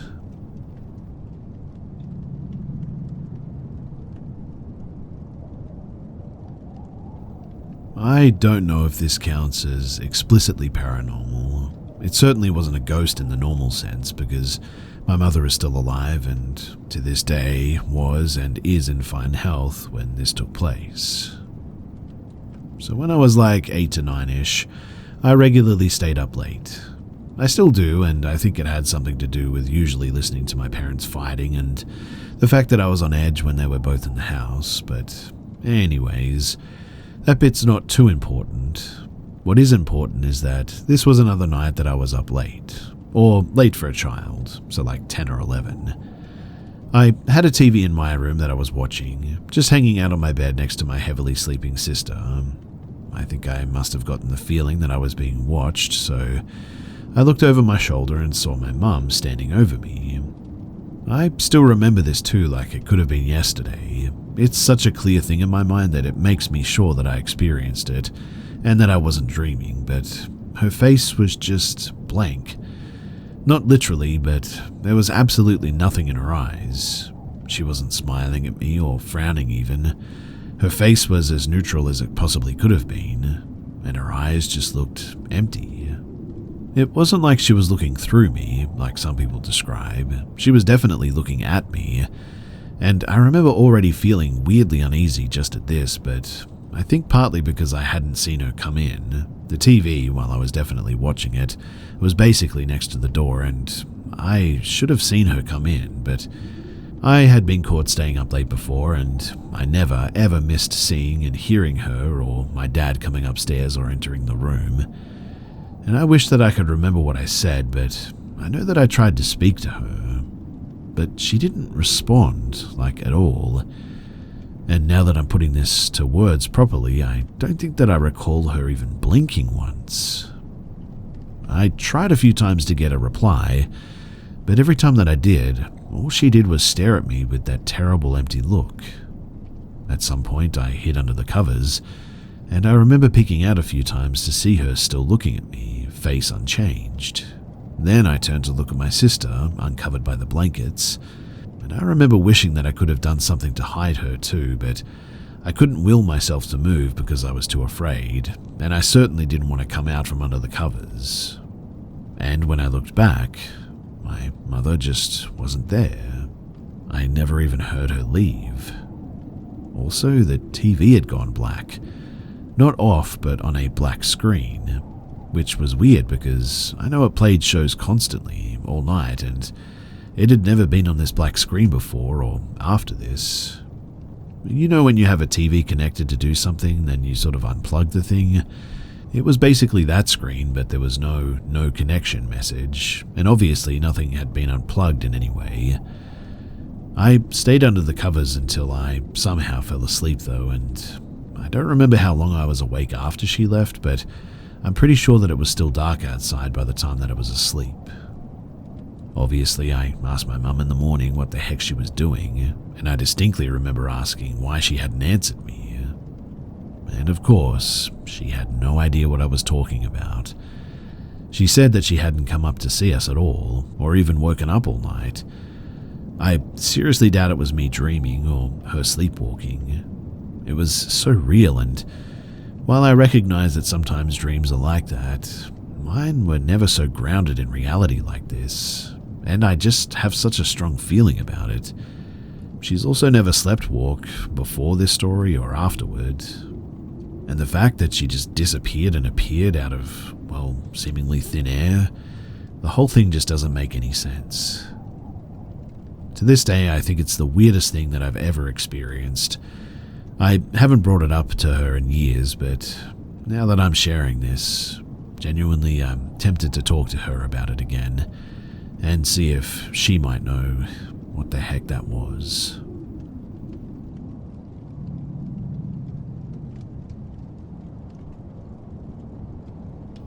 This happened to my sister over 20 years ago, but I never forgot this story, as I could tell just how disturbing this experience was for her when it happened. So she and her new husband were traveling around Australia in a camper van for their honeymoon. They were camping in a park in a remote area near the Great Barrier Reef, as they were planning to go out to see it the next day. Cane toads are an invasive species that has an out-of-control population in Australia, and as such people are encouraged to kill them. Her husband was outside behind the van after dark, killing them with a baseball bat and a flashlight to spot them. When suddenly, he saw movement and heard rustling in the bushes. He shone the flashlight towards the noise and was startled to see a shirtless, sweaty man crouched down there. The man yelled, "Get that torch out of my eyes," and suddenly got up and walked briskly off into the dark forest. No backpack or light. He was freaked out but decided not to follow, as he was not familiar with the area. They were totally creeped out, obviously, and locked their doors, hoping that he wouldn't come back and try to mess with them, but stayed the night as they didn't know another place to camp in the area at.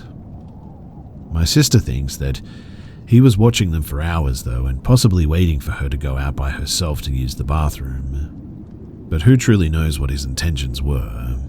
Either way, it was bizarre that he was the one being weird, lurking behind their campsite, yet aggressively accosted her husband for shining a bright light in his face. And it was the next morning that they noticed that there were several police cars driving up and down the road in the distance. They did go and tell the police what they had seen the night before, and although the cops didn't say, they have a theory that maybe he was some kind of a criminal on the run, which is even more troubling to think about.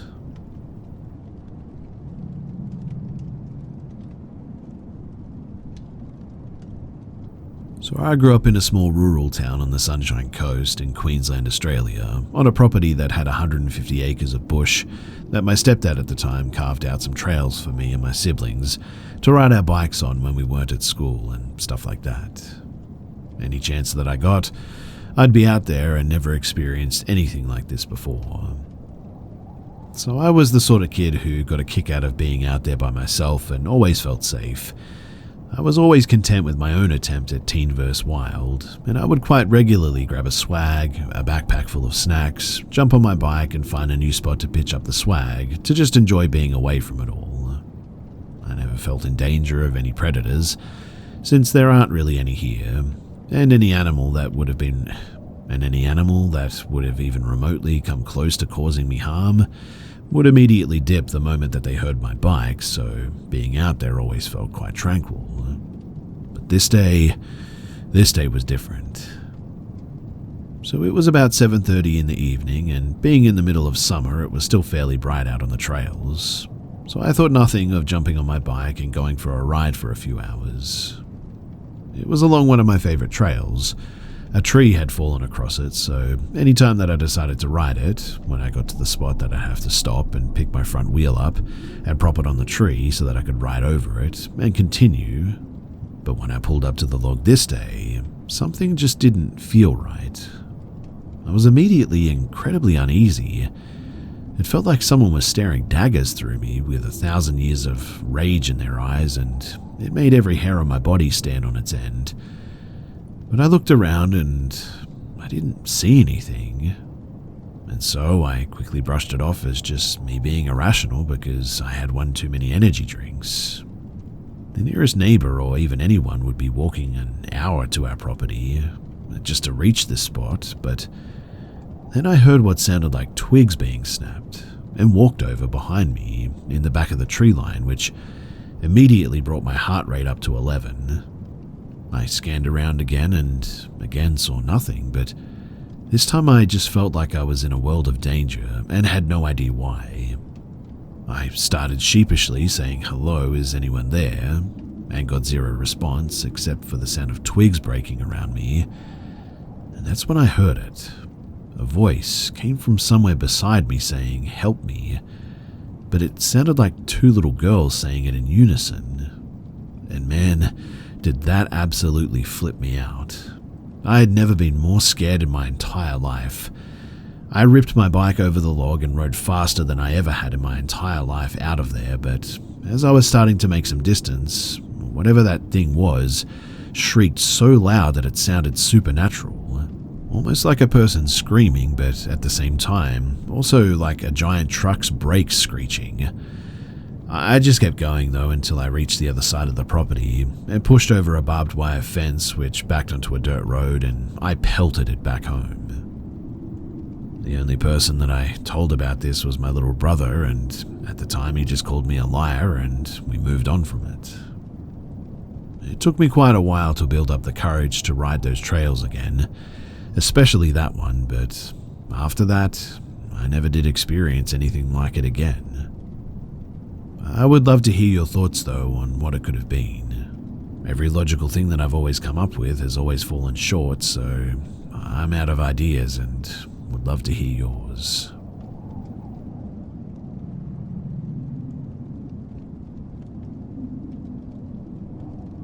This happened a few years back when I was a sophomore in high school, probably 2017. My family and I had just moved into a new place and were renting this house. On the day that this happened, my parents were out of the house running errands, leaving my brother and I at home. We were both upstairs in our rooms, and right across the hall from each other, in fact. And while in my room, I heard the garage open. I thought that my parents had come up, so I went down the stairs to check the garage, but nothing. I went back upstairs, back into my room, and began to hear dishes moving in the kitchen. Again, I walked out of my room, looked over the stairs and into the kitchen to see if my parents were home, but nothing. I walked back into my room after this, and a few minutes later, I hear voices in the house. I walk to my door, open the door, and I see my brother standing right in front of me. He also was coming out of his own room. We both told each other that we had heard our parents and began walking down the stairs. Halfway down, we were having a conversation, more than likely arguing about something kiddish, when my mum's voice calls my name. For context, at the bottom of the stairs was the door to my parents' room. They had left the door to their room open with the lights off, and it was pitch black. My brother and I instantly go quiet and sort of look into the room while remaining on the stairs. A few seconds pass, and we hear my mum's voice again, only this time it said my brother's name. And at this, not even a moment later, my brother and I bolt up the stairs and lock ourselves in my room. I instantly call my mum and tell her that somebody was in the house. Luckily, both her and my dad were at the grocery store just 5 minutes away, but still, this confirmed to us that they really should not have been home. This is the first and only time, hopefully, that something like this has ever happened to me. My first thought was not that it was something paranormal. I mean, the voice was so clear and human-like, and matched my mum's voice, that I really believed that it was her, or an actual person at least. Of course, in the end it wasn't, and she wasn't even home, and neither was my dad. Looking back on it, I never really liked that room. It was way too dark and unsettling, and there was always something spooky about it.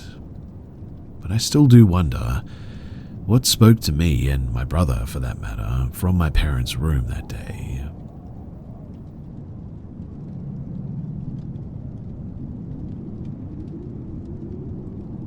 In the past year or so, I've seen 3 figures while working in a group home. With each figure I've seen, my brain instantly assumed that it was a specific person before quickly realizing that it couldn't have been that person, or that anyone was even there.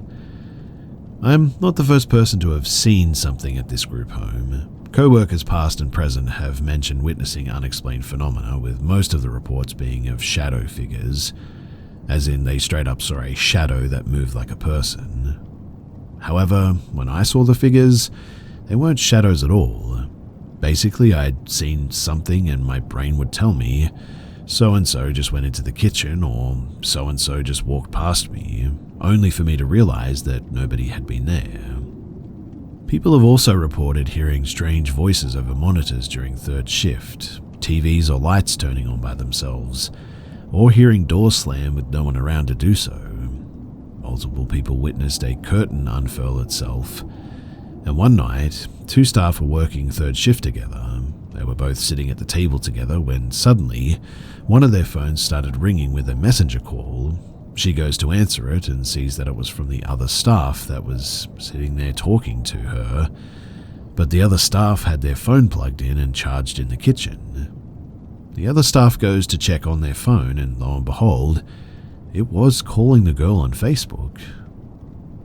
There have been a lot of creepy instances at work, and I find most of my co-workers credible, although I'm sure some have embellished their paranormal stories a little.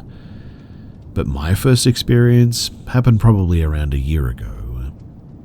I was sitting at the computer desk in the living room, facing the kitchen doorway. I was the only staff in the living room at the time, so I had to watch over the residents while the other 2 staff were assisting some of the residents to bed.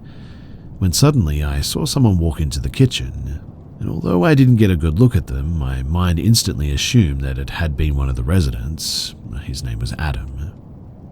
We only have 3 residents in the home that walked unassisted though, and the gait and stature matched Adam.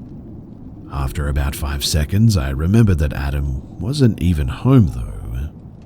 Confused and wondering if maybe Adam had come home early from the movies with another staff member, I went into the kitchen, only to see nobody in there. The kitchen isn't very big either, with nowhere for someone to hide behind, and there was no other exit there, so if I had truly seen someone walk in there, they would have still been in there for sure. I thought that was super weird, but I just brushed it off, thinking my mind was playing tricks on me. Adam came home later on and got a bit of a kick out of it when I told him that I had seen him walking into the kitchen while he was out watching a horror movie. Now, the next experience I had happened earlier this year. Once again, I was watching over the living room as other staff were assisting other residents to bed. One of the staff came out into the living room and we talked a little bit before they took some soiled clothes to the laundry room. They came out shortly after and went into the kitchen, so I was going to go back down the hall to finish what I had to do. And that's when I thought the other staff, a bigger girl called Beth, way taller than me and heavyset, had walked past me carrying stuff to take to the laundry room. Again, I didn't get a good look at Beth, but I could have sworn that she had just walked past me. But when I walked down the hall, I almost ran into Beth as she was coming out of another resident's room, within mere seconds, mind you. I told her what had just happened, and we were both confused as she had obviously been assisting one of the residences to get ready for bed. I went right back down to the laundry room and there was nobody there. That kind of shook me up because I couldn't really find a reasonable explanation for that, and it reminded me of when I had seen Adam too.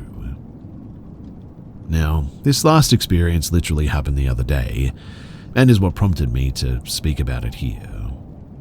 I was assisting one of the residents with his bipad machine and getting him ready for bed when I turned and saw one of the staff, Kathy, walking past his open doorway.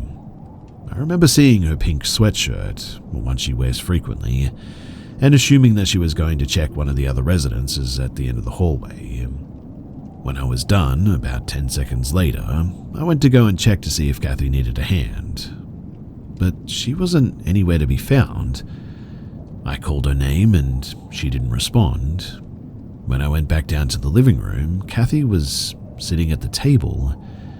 So I asked her if she had gone down the hall and she said no, and I realized that she was wearing a different sweatshirt than the one that I had just seen. Still pink, but it was a darker pink color. She said that I probably saw Sam walk by, but I told her that I was in Sam's room helping him to get to bed at the time, and that I had seen her walk by with her lighter pink sweatshirt. The other staff vouched for the fact that Kathy had been in the living room that whole time though, and this instance was the most unsettling for me because this time I had noticed a specific detail, Kathy's sweatshirt. I've only experienced this at work, mind you, and I've never really had any other unexplainable experiences in my entire life. A handful of past residents have passed in the home, although none of the figures I'd seen resembled any of the residents that I had known, or any that I had been made aware of at least. I've tried to rationalize this, but I just haven't been able to come up with any explanations that satisfy me. I get plenty of sleep most nights, so it's not like I've been having sleep deprivation-induced hallucinations or anything. I highly doubt it's carbon monoxide related. I don't believe there are any potential sources of carbon monoxide in the home, in fact, and detectors are mandatory here anyway. I was a bit stressed out on the night that I saw Kathy, but I don't recall being particularly stressed during either of the other incidences. Toxic mold? I've read that toxic mold can potentially cause hallucinations, but haven't really noted any other signs or symptoms of that in myself or any of the residences or staff working in the home. I've always been intrigued by unexplained paranormal stories, but I've also been kind of skeptic too. I've been trying to rack my brain for a logical explanation for these sightings, but can't really come to a conclusion. Like I said, I've only been experiencing anything like this at work, and the fact that other people have talked about strange things has made me think that maybe there is something paranormal going on here. It's either that or I'm starting to have hallucinations, and that honestly freaks me out quite a bit too. In any case, if you have any advice or similar experiences that you could tell me about and how you dealt with it, then I would genuinely love to hear from you. Please do reach out and do let me know.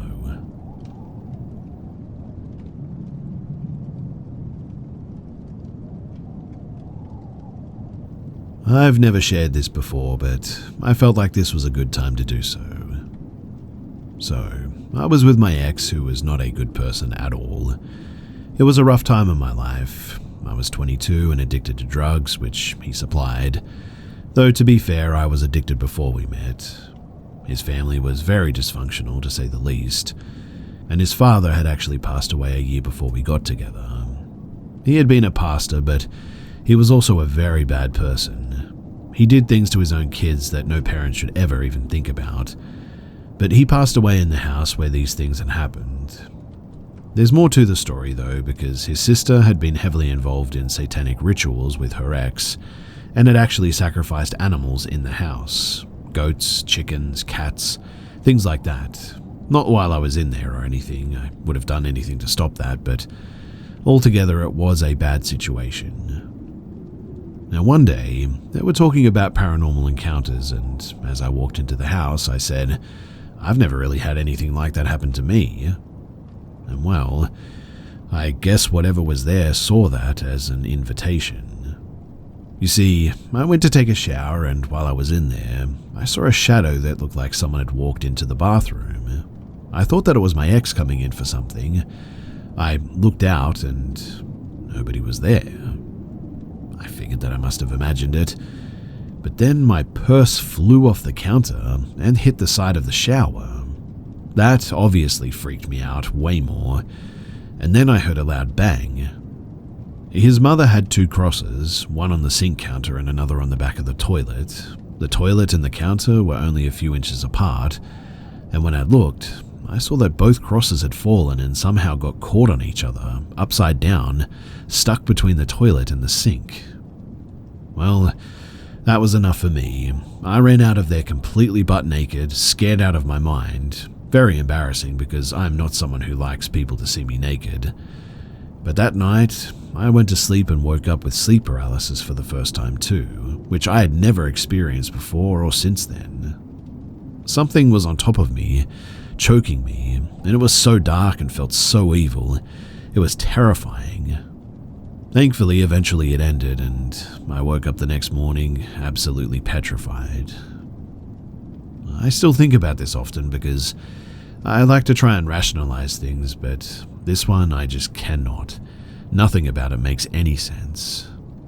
I often wonder if there was something demonic, or if there was just an evil spirit of his father there who had been a monster in real life, or something like that. Like I said, I've never shared this before. It kind of scares me a little bit to write about it and share it here because I don't want to bring that energy back. But I also really want to share it because the whole situation was just so terrifying and crazy and unbelievable that I just cannot keep it in anymore.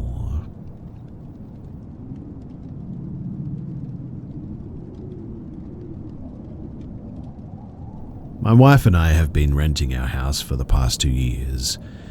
Sparingly throughout our tenure, we have heard running in the attic, bangs on the ceiling of the basement. I've seen shadows following me. We have heard full conversations outside of our bedroom window, locks on our doors being changed, and other odds and ends which have given us all the spooks. I'm hearing things move upstairs as I'm actually sharing this, but yesterday it has seemingly intensified. You see, when I got home from work, I came home to greet my wife and my 2 daughters. The kids were napping and we decided to play Fortnite to take advantage of the opportunity. When the kids woke up, all was pretty well and we had snack time, enjoyed our night together, and as the night was coming to a close, my oldest, 2, wanted to play a new game that she had just learned, hide and seek. She's very good at running away from us and hiding when things don't go her way, but certainly not while we play hide and seek. When it was her turn to hide, she likes to peek around the corner and watch me count and cutely lets me find her immediately. When it is her turn to seek, she's super excited and really loves it, but she can never find me. She always runs to her room first and goes under her bed, one of her usual spots that we find her. It may seem like something lighthearted and small, but we have no clue where she learned what hide and seek is, to be honest, and how to play it. She's been infatuated with playing it for the past week. Maybe she'll get better at it. Maybe I've seen too many scary movies, but it still gives me the creeps wondering where she actually learned the game. Another weird experience happened though later that night, when it was time for the girls to go to bed. I was on my way back to get my oldest changed and ready for bed when my wife said she's by the curtains, as she had just saw her walk in and they were visible from where she was sitting. I looked and didn't see her there, but she had crawled out from behind our recliner across the room. When I brought her in to change her, my wife had a petrified look on her face. She said she was staring at me with a blank face and stared at me for like 10 seconds and then went by the curtain to the corner as you were walking out. I didn't know how to explain that.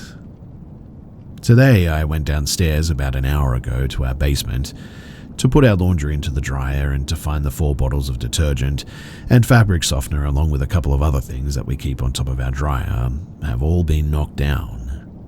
These items, I can assure you, were all standing straight up on the ground, except our laundry detergent, which had been knocked over and spilled all over the ground.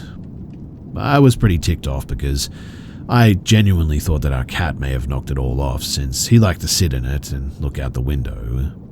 But after discussing with my wife, she was down there last, our cat had been in our room all night, and all of the items were on the dryer. I went upstairs to show her what had happened, and 3 of the items were back on top of the dryer, and 1 was knocked over on the ground. We had yelled out, "Is anyone down there?" multiple times and searched the whole basement to no avail. We returned upstairs a bit frightened and searched around our house a bit more, and we decided that whatever it was downstairs and we were safe as long as the door was locked. We decided to head to bed, and as we're walking into our room, we heard a small girl's voice say, "Hey," coming from the kitchen, and yet our daughters were definitely asleep. We really don't know what to do about all of this, and Now we're just sort of waiting to see what happens next, but if anything does, I'll be sure to let you guys know.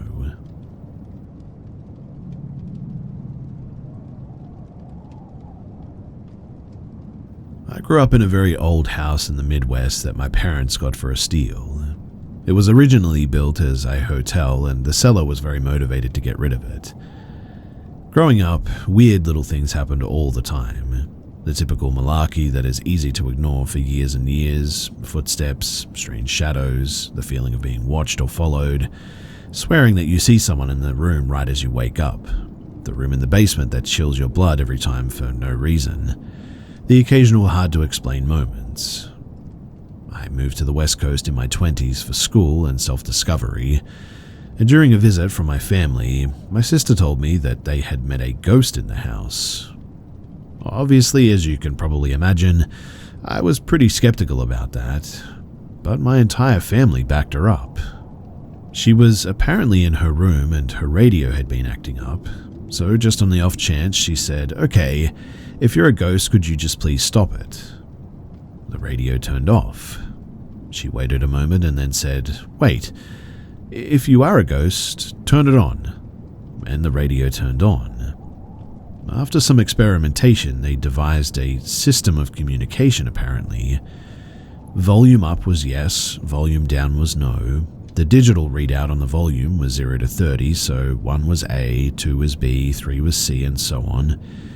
If the radio turned off, then it was a sort of hard no or off-limits question. Through this system, the ghost had explained that he wanted to be called Jason. He had died in the house in 1905 at age 5 when he was sick, and he lived in the house alongside of us with his kind mother and evil father.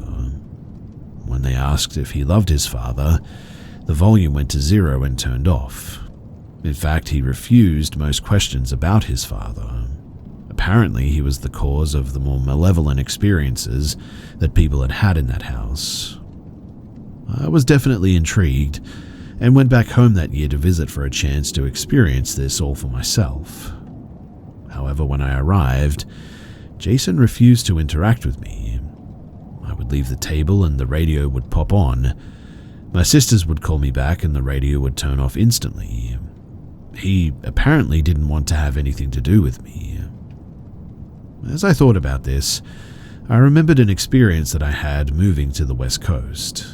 I had been lying in bed one night when I felt a hand ruffle my hair playfully. I freaked out, I shot out of bed, turned on the light, puffed out my chest and overconfidently yelled, "You don't know who I am or what I'm capable of. If you try that again, you'll regret it. Don't you dare mess with me." And then several picture frames on my desk flew off onto my floor belligerently. I stayed at a friend's house that night. One night on my trip after Jason refused to talk to me, I spoke out loud. "Hey, I'm sorry if it was you who I yelled at that one night. I bet you were trying to play or introduce yourself to me and I got scared. I didn't need to be so mean to you and I understand if you don't want to talk to me." The radio then turned on. "Hey, are you Jason that I've heard about so much?" The volume went up.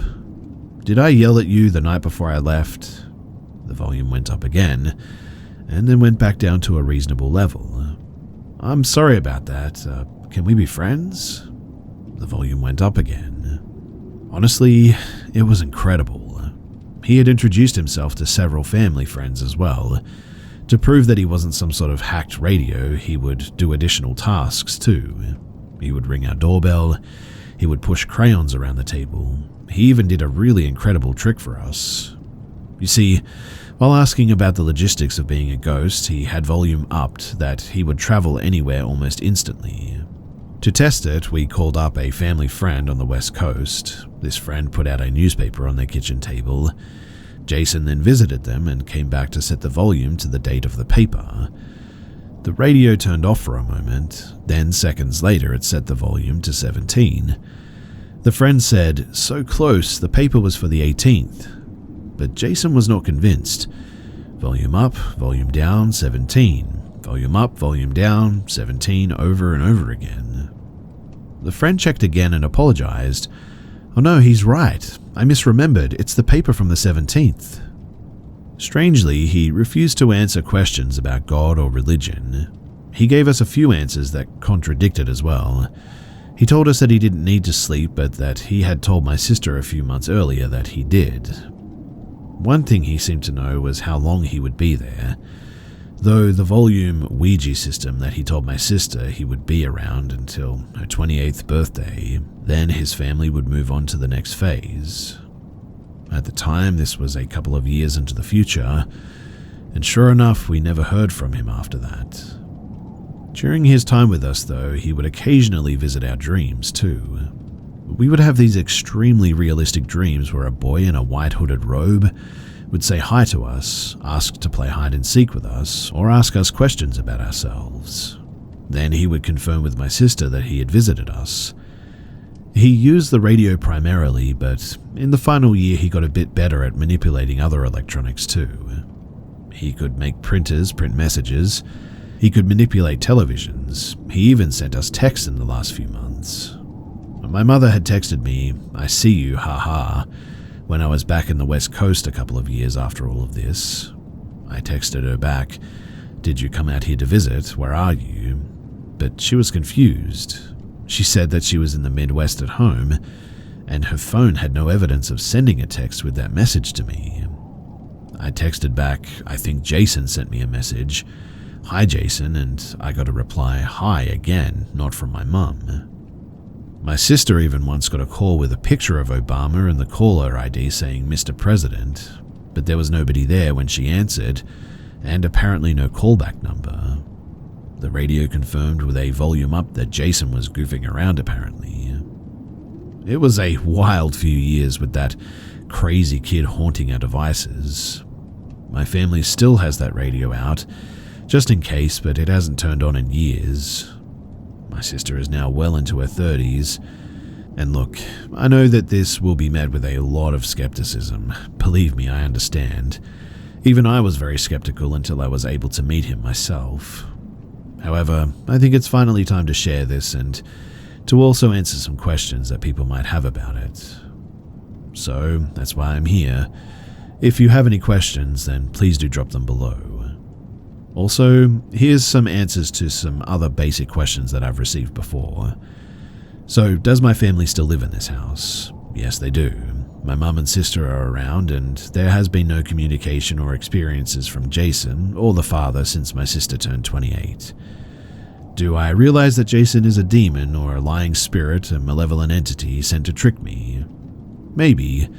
We haven't ruled that out either, but it felt pretty chill, I guess. Yes, I get that that could be part of it, but I don't know, it's hard to say. How did the parents die? It's unclear to us, but I wish we had found more info on them too. Why didn't I record it? We tried, believe me. Electronic recording was interfered with or glitched every single time though. Jason just didn't want to be recorded, I guess. Camcorders glitched, phone video didn't save or seemed to be immediately deleted.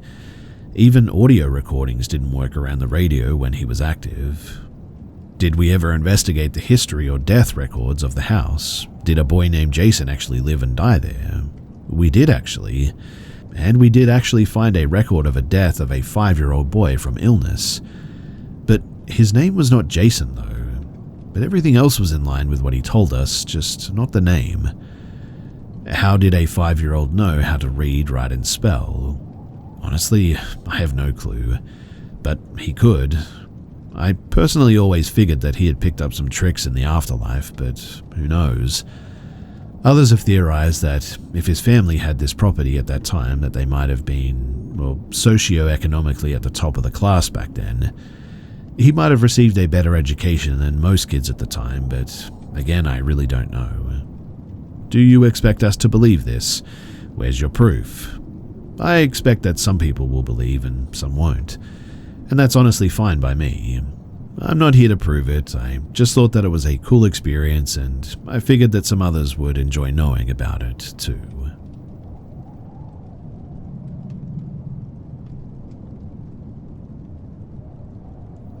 I moved into my childhood home when I was 2 with my mum and my dad.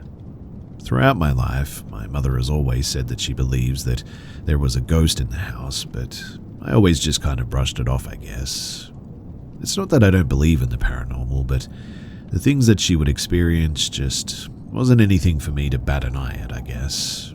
Sort of like hearing footsteps or hearing silverware move in our kitchen, etc. But one day, a couple of years ago, back when I was a freshman in high school, I played on my high school hockey team, and one day I had a really late game and I didn't arrive home with my dad until about 10 p.m. My mother was working that day.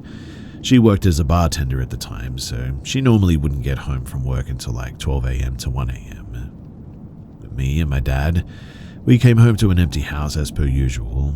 Pretty much every day he goes outside into our backyard to smoke a cigar, and that night it was the same routine. And as soon as we got into the house, and as he was getting ready to head out back, I told him that I was going to head into the shower, so that's what I did. I had a dog at the time, a small one, but she was outside with my dad during this time, so I'm just doing my stuff in the shower. I'm in there, I would say, for about maybe 5 minutes. My shower is located on the top floor of my house, then downstairs is the kitchen, and then I have a basement. When all of a sudden I heard 3 clear loud knocks on my bathroom door, about a couple of seconds apart from each other. I sort of stop what I'm doing and sit there and listen. I say hello, thinking that it was my father, but I get no reply. No sounds, not anything.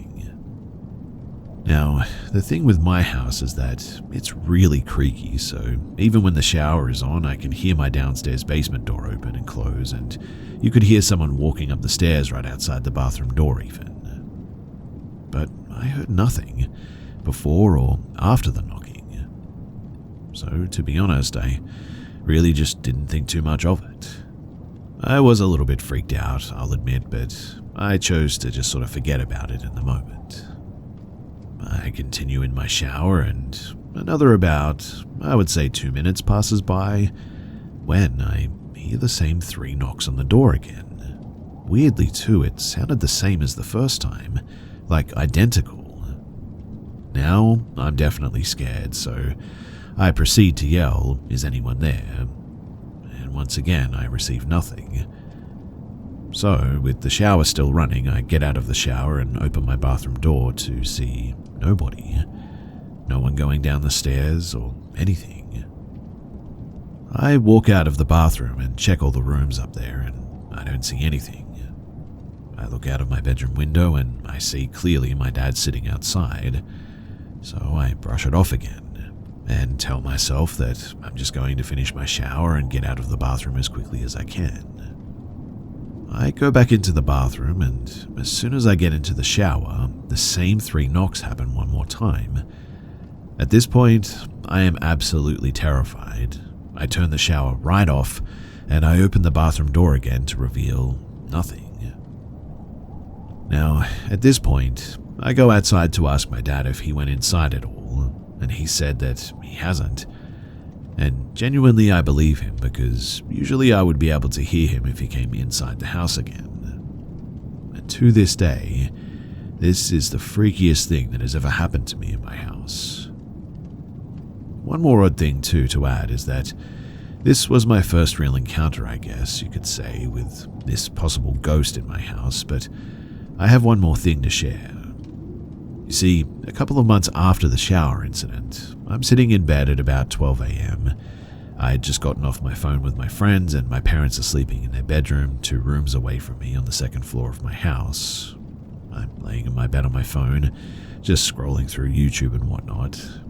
One side of my bed is directly up against my 2 windows, by the way, and the other side is near my bedroom door. So I'm just sort of laying there, and suddenly I hear a distinct loud knock on the window right above my head.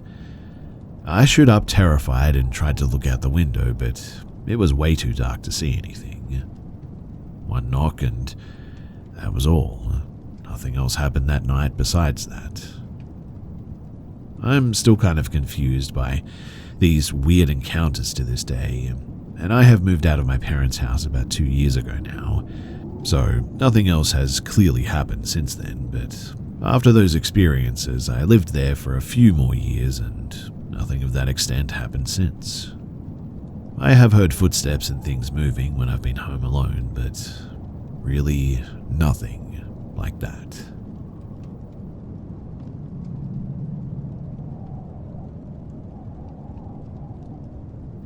This happened around 2022 to 2023-ish. So me and my boyfriend, we were living at my family's ancestral home in the Philippines. Our house is around 50 years old at this stage, and growing up I had heard a lot of stories and folklores that surrounded our house, but I never really believed in them. Well, up until this incident anyway. So, it's almost midnight, and my boyfriend was already sleeping while I was watching YouTube on my phone. Our room is a rectangular room and our bed is facing the windows. My boyfriend was already sleeping soundly while I was watching YouTube on the bed while facing against him. And all of a sudden, he just seemed to get mad at me for being too fidgety and said that he woke up because I was tapping his foot. I said to him that I wasn't doing anything, and not thinking much of it, I just said that maybe he was dreaming. I keep watching YouTube for another hour until eventually I fell asleep. At around 2 to 4 a.m., somewhere around there, I suddenly woke up and I was really confused because I thought that I was dreaming. You see, while I was looking around the room, I noticed that the right corner of our room was really dark, which was weird because our very flashy internet router was supposed to be there and now it's just pure darkness. A darkness so dark that it was strange. I looked up at the corner waiting for my eyes to adjust until I saw a very tall shadow of a man. I was looking at him for almost 10 seconds without blinking or adjusting my eyes, just to make sure that I was seeing it correctly. The shadow of his head was almost at our ceiling though. Again, thinking that I was dreaming, I just sort of tried to brush it off and eventually I went back to sleep. The following morning, my boyfriend was so grumpy that he wasn't able to sleep much last night. Eventually, I went to the bathroom and when I came back to bed, I said to him, "You know, I had a really weird dream last night. I woke up and looked here," I pointed at the corner, "and I saw a..." And before I could finish, he said, "You saw it too? The tall man?" I instantly had goosebumps because of what he said. I said to him that I saw it when I woke up in the middle of the night, and he said that he saw it when he woke up too and got mad at me because he felt tapping on his foot. He didn't say anything to me because he didn't want me to get scared and he wasn't sure what he was seeing too. Needless to say, we called a priest and had him bless our room and the whole house even. And after that, we didn't have any more incidences.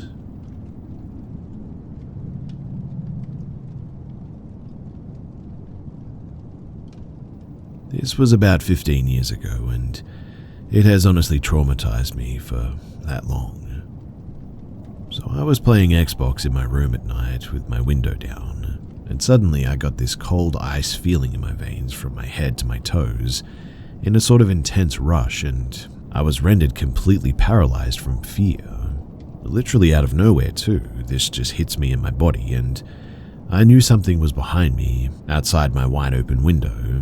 And honestly, I had never been that scared in my life, since or even before that point. I knew deep down that I was being watched by something immediately. It felt evil and I felt in danger beyond words to describe. Finally, I somehow got enough nerve to turn around and I broke free from this paralyzing fear that was gripping my whole body and spin around purposely avoiding looking at my window, dive into my bed, it being right below the same window. I hid under my blankets and was listening for anything that could tell me if there was something out there. I was confused and scared about what I was feeling and what was going on. After a few minutes of not hearing or seeing anything, I grabbed the windowsill and slowly peeked over and out of my window to see if I could see anything. At the time, I owned a PT Cruiser. It was parked outside about 15 feet away, directly adjacent from my window. And, to my astonishment, this tall grey thing, it looked like it had a fuzzy-like static that clung to its entire body as well. It stood up and it turned its head in my direction, and it had no face at all, just completely flat and grey. It seemed as if it stood up from a crouched position behind my car.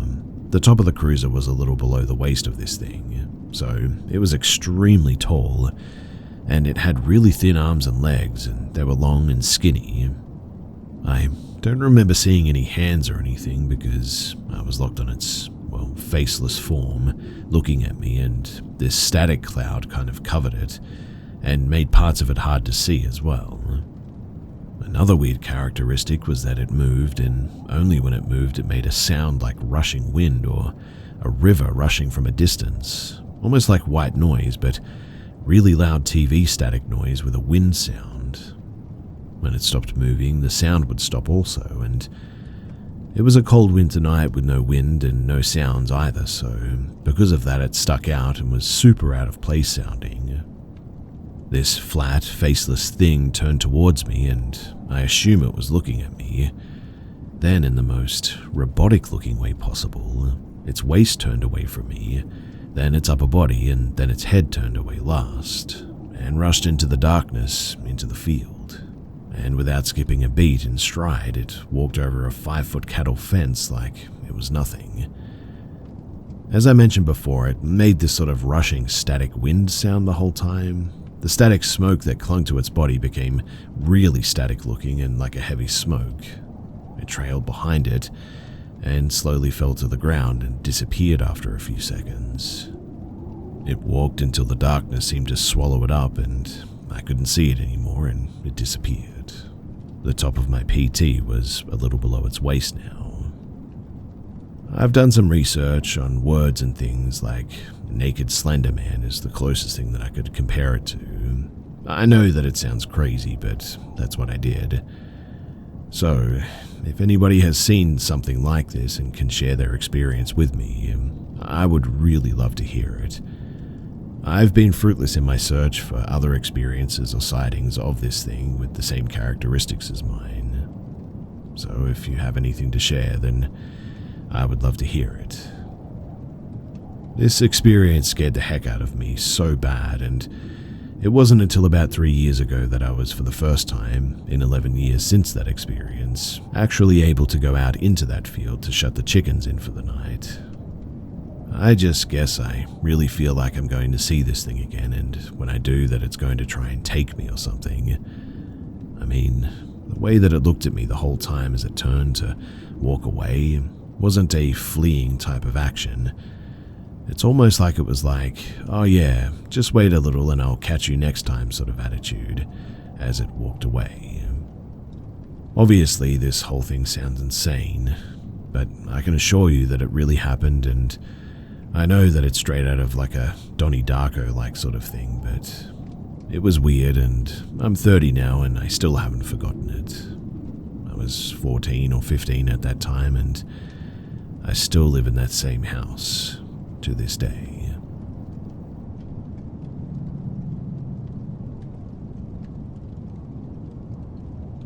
As a kid, I was very bad with understanding social etiquette, or more specifically, I guess, how to not overshare or talk with strangers, no matter how many times my parents warned me. This happened possibly when I was around 8 to 9 years old, and prime for being overly talkative. My mum had brought me to McDonald's with her friend, who had a daughter, so that we could play in the indoor play place after eating. It was late at night. I don't remember why we were there so late or what we had done earlier that day, but the McDonald's was pretty much empty except for us and the staff, and the one man sitting alone at a table near the play area. It was late, and I don't remember why we were there so late or what we had done earlier that day, but the McDonald's was pretty much empty, except for us and the staff, and also one man sitting alone at a table near the play area. Of course, for whatever reason, little me, seeing a person alone, went up to him with my friend to start up a conversation. I introduced myself and her, started talking about my interests, my school, a lot of things that I don't really remember. I don't remember him replying either, but we eventually left him alone after he called someone on his phone or whatever, and started speaking in a different language. I didn't recognize it, and I don't remember it in enough detail to take a good guess now either. My friend and I, though, we kept playing until the man left, and then a few hours later, a big man and a young girl, roughly the same age as us, entered the McDonald's. The girl ran up to the glass dividing the counters from the play area and yelled my name excitedly. I went over despite not recognizing her. She started telling me a bunch of things about myself, implying that she knew me and I forgot her. She wanted me to come outside to hang out with her, and I realize now, as an adult, that the things that she was saying were the things that I had told the man on the phone. But I, oblivious and a naive child, was ready to go with her when my mother finally caught on and ran over to grab me. She dragged me out of the other exit to the car, and she was clearly terrified and stressed. I, on the other hand, was confused and was demanding why she wouldn't let me hang out with that girl. My mum wouldn't answer, and she tore out of the parking lot. The man with the little girl got in his own car from what we could see as we left and began chasing us. My mum went down several different roads away from our home until she finally lost them, and I was in serious trouble when I got home. She explained to me that this was most likely a kidnapping scheme, and I really needed to stop telling random strangers so much information about myself. I didn't understand how a little girl my age would be involved with kidnapping another kid, not to mention that I didn't understand the motivation of kidnapping at all either. But now that I get it, this was truly a horrifying situation that I just narrowly avoided, and if it wasn't for my mum, honestly, I don't know where I would be. I could have also potentially got my friend in trouble too, a lot of trouble. So I'm grateful for my mum that day, that she was vigilant, and that I also didn't get kidnapped, and who knows what would have happened.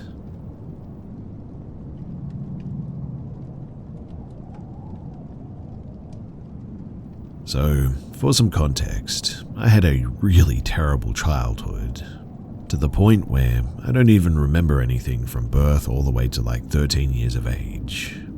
Everything that I do know about what happened through those years was from a mixture of sparse memories, things my family have told me about myself, and police reports. One of those things that I do remember, however, is this lady that I called Auntie. No first name, no last name, nothing else contributing to her identity. She was just Auntie. I started seeing her when I was about 7 years old, sitting in her living room as she typed everything that I said down on her laptop. I had no problem with her. I saw her once a month, and she seemed gentle enough that I really thought that she was just someone that I could trust. So I did. 7 years later, 14 years old, I admitted to her that I tried to self-delete numerous times. It was a mixture of multiple different factors: my mother's increasing toxicity, the lack of social interaction at the time, and more importantly, I never moved on from the horrors of my childhood. Now, I was 14 years old at the time, and I was able to wonder why these meetings with Auntie never actually seemed to help me, especially to do with the fact that I begged her to tell me why I constantly wanted to end myself. And I remember on the way to Auntie's house one day, I asked my mother if I would ever get the chance to see a different person, maybe a different sort of help that Auntie clearly couldn't give. I was just hissed at to be quiet. Around that time too, the relationship between me and my mother began to crack a lot. My mother became a source of grief to me, and I cried about it during multiple sessions with my auntie. Auntie, at the end of these sessions, would try to defend my mother or make me seem like I'm blowing things out of proportion. I tried to come up with my own reasons at the time and why she was not trying to understand things wholly, and I just chalked it up to her being empathic, maybe being able to explain why my mother was terrible was supposed to help me embrace it in some weird way or something. And then, more things like that seemed to happen. I admit that when I was 16 years old, I was a terrible kid. I went to parties, drank whatever was served, and definitely did not tell anyone what I was doing. But then Auntie started to ask very specific questions, especially to do with the topics I just mentioned. Quite honestly, I was sort of in shock, I guess. Again, I gave her the benefit of the doubt and thought that her sudden pinpointing of these things must be from the fact that, at this point, she knows me for almost a decade and just knows these things. All the way into an entire year later, she started to bring up the parties that I've gone to in these sessions without even bothering to hide behind the questions. The relationship between me and my mother had almost been completely severed, and the worst part of all, something that still affects me to this day, at the end of each session, Auntie started to invite my mother into the room and tell her every single thing that I had said. It was terrible, hearing my own words against my mother, explaining the increasing abuse that she had begun to put me through and said straight to her face as she sat next to me. My grades in school began to drop. My mother forbade me from going out and I was completely isolated. So again, self-deletion and all that. I ran into my mother's room looking for something that I could overdose with or just something that could push me to the edge. I remember rummaging through everything until I went into her walk-in closet. I had barely gone into her room. In fact, I completely forgot about the fact that she had even had one of these. But in my crazed state, I just remember running into her closet and looking through every crevice when I stumbled upon a suitcase leaning against the wall under the hung-up clothes. If I close my eyes, I can still imagine it, and it didn't look old, so that was probably what made me decide to open it. And when I did, all I saw was just a ton of papers. The surprise of seeing so much snapped me out of the state that I was in, I guess, and I recall sitting cross-legged on the floor and wondering what the heck these papers were. After a while of reading, I realized that these were transcripts of Auntie and I's sessions, literally dating all the way back to some of the first sessions that I did with her. I remember feeling sick, feeling so sick at this.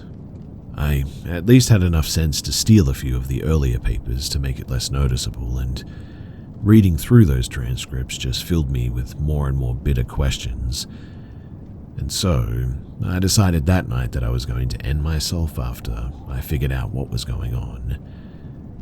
I was on a time crunch, feeling stressed because I really only had a year to figure out what the heck was going on before I was faced with the looming threat of being kicked out as soon as I turned 18. So I started to pay more attention in our sessions, looking around her house wherever I got the chance to, looking for some indicators that could tell me who this psychologist really was. I started asking my mother more and more questions about Auntie too. She kept deflecting though, repeating the same fact. She was a psychologist. That is, until I did something that literally almost ruined the rest of my life. I decided to steal my mother's phone. It seemed like a small thing now, but at that point it was really life or death. My mother was in the shower one day and I had already packed all the stuff that I needed to be out for a few hours, maybe even for a few nights somewhere. As soon as I heard the door lock, I swiped my mother's phone and bolted out of the house. I didn't even look down at the thing until I was on the bus, in fact. I remember looking through my mother's messages first, and I knew that I had found Auntie when I stumbled across an unfamiliar name. Even better when the messages clearly showed when my mother booked appointments too. I scrolled for a while, enough for the bus to get me to a safe place, but even as I walked off the bus and years of texts were read, nothing incriminating or anything of that effect had shown itself. I then looked through my mother's call logs and I saw the fact that they call extremely often. I was not an idiot too. Whatever was really going on was happening on calls instead of messages, which was smart. I'll give credit where credit is due, obviously, but it still didn't get me anything, and I was now a bit peeved. I found a place to sit at the side of the road and I continued my search. I looked through my mother's social media, and when I tried searching up Auntie's name, nothing came up. I genuinely felt all the hope leave my body at that point, and sometimes now I swear that I can still feel the same sick feeling as I felt then. I almost gave up. Almost. And every day I thank myself for mindlessly swiping through my mother's followers, because eventually I found her. Her account name didn't have her real name. It was some weird fake one, but when I clicked on her profile, it was definitely her. She posted photos with some of my mother's friends, and I scrolled for a while down her page until I saw a photo that I posted of herself and my mother years ago. I also found out that they had literally been friends before I was even born. I felt sick, betrayed, and a bit relieved that I now knew what the heck was going on. Why my mother had transcripts, why Auntie didn't think twice before telling my mother every single thing that I had said, why she defended her. I didn't even bother to find a place to stay that night. I just went back home. I got beat black and blue for doing something that I didn't deserve any forgiveness for, and it didn't hurt at all compared to what I found out earlier that day. All I asked my mother that night is, who is Auntie really? And she couldn't even answer that. A few years later, I was in a first year of university, and I had the lucky chance to move out of my mother's house as soon as I got the chance to. It was with an old friend taking pity on me and allowing me to stay with him since we applied to the same university. He's one of my best friends now, but what finally gave me closure in some sort of bittersweet way was clearing out my Instagram. I deleted people that I didn't care about or didn't know, but my heart dropped when I saw a familiar username in my followers. I didn't think about it at all when I searched up the username in the search bar, and when it came up with my auntie's Facebook account, my jaw dropped. This psycho had been following me for who knows how long on my Instagram, and suddenly everything that didn't click finally made sense. The sudden precise questions, why my mother suddenly decided to isolate me from my friends. It didn't even say psychologist or anything of the sort in her bio, and tell me why it said chemistry teacher with over 20 years. I admit that I cried like a baby that night because it had taken me years to finally understand why two of my main female models seemed to despise me. Still to this day, I mourn the fact that most of my early adult years are being used to heal from everything in my childhood, instead of going out with all of my newly made friends and giving my all to university. Genuinely, it sucks. Everyone who hears my life story too agrees on the fact that there's something wrong with them. I just wish that I knew that sooner. 2 days ago, I had my first session with a real psychologist, and trust me, I did my research this time. I felt almost ashamed too when I blurted out the reason why I'm sitting in this guy's chair like this. But he just smiled and told me that we had a lot of work to do. And yes, we do. I decided to share my experience just in the slight chance that anyone else has had a similar experience with therapy becoming messed up like this, or they feel like they've been living a whole other life their entire life. I promise you guys, it gets better, and with a little bit of luck and surrounding yourself with the right people at least, you might just get through. Anyway, that's my story, and obviously you'll need to fill in the gaps a little bit here, but I'm wishing you guys all of the best.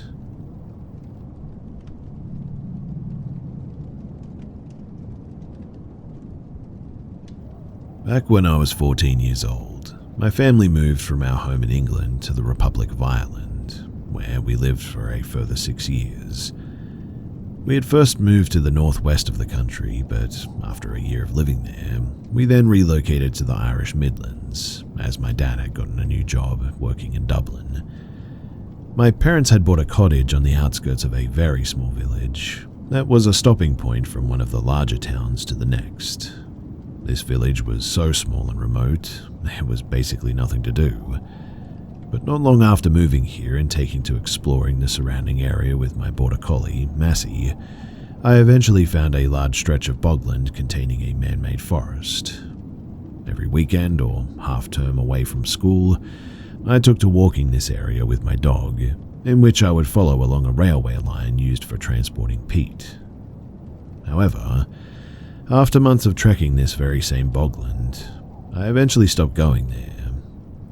I cannot quite recall the reason why, but maybe it was because I always felt as though I was trespassing, which I wasn't, or maybe it was because the bogland was so bumpy and uneven I always came home with horrific blisters.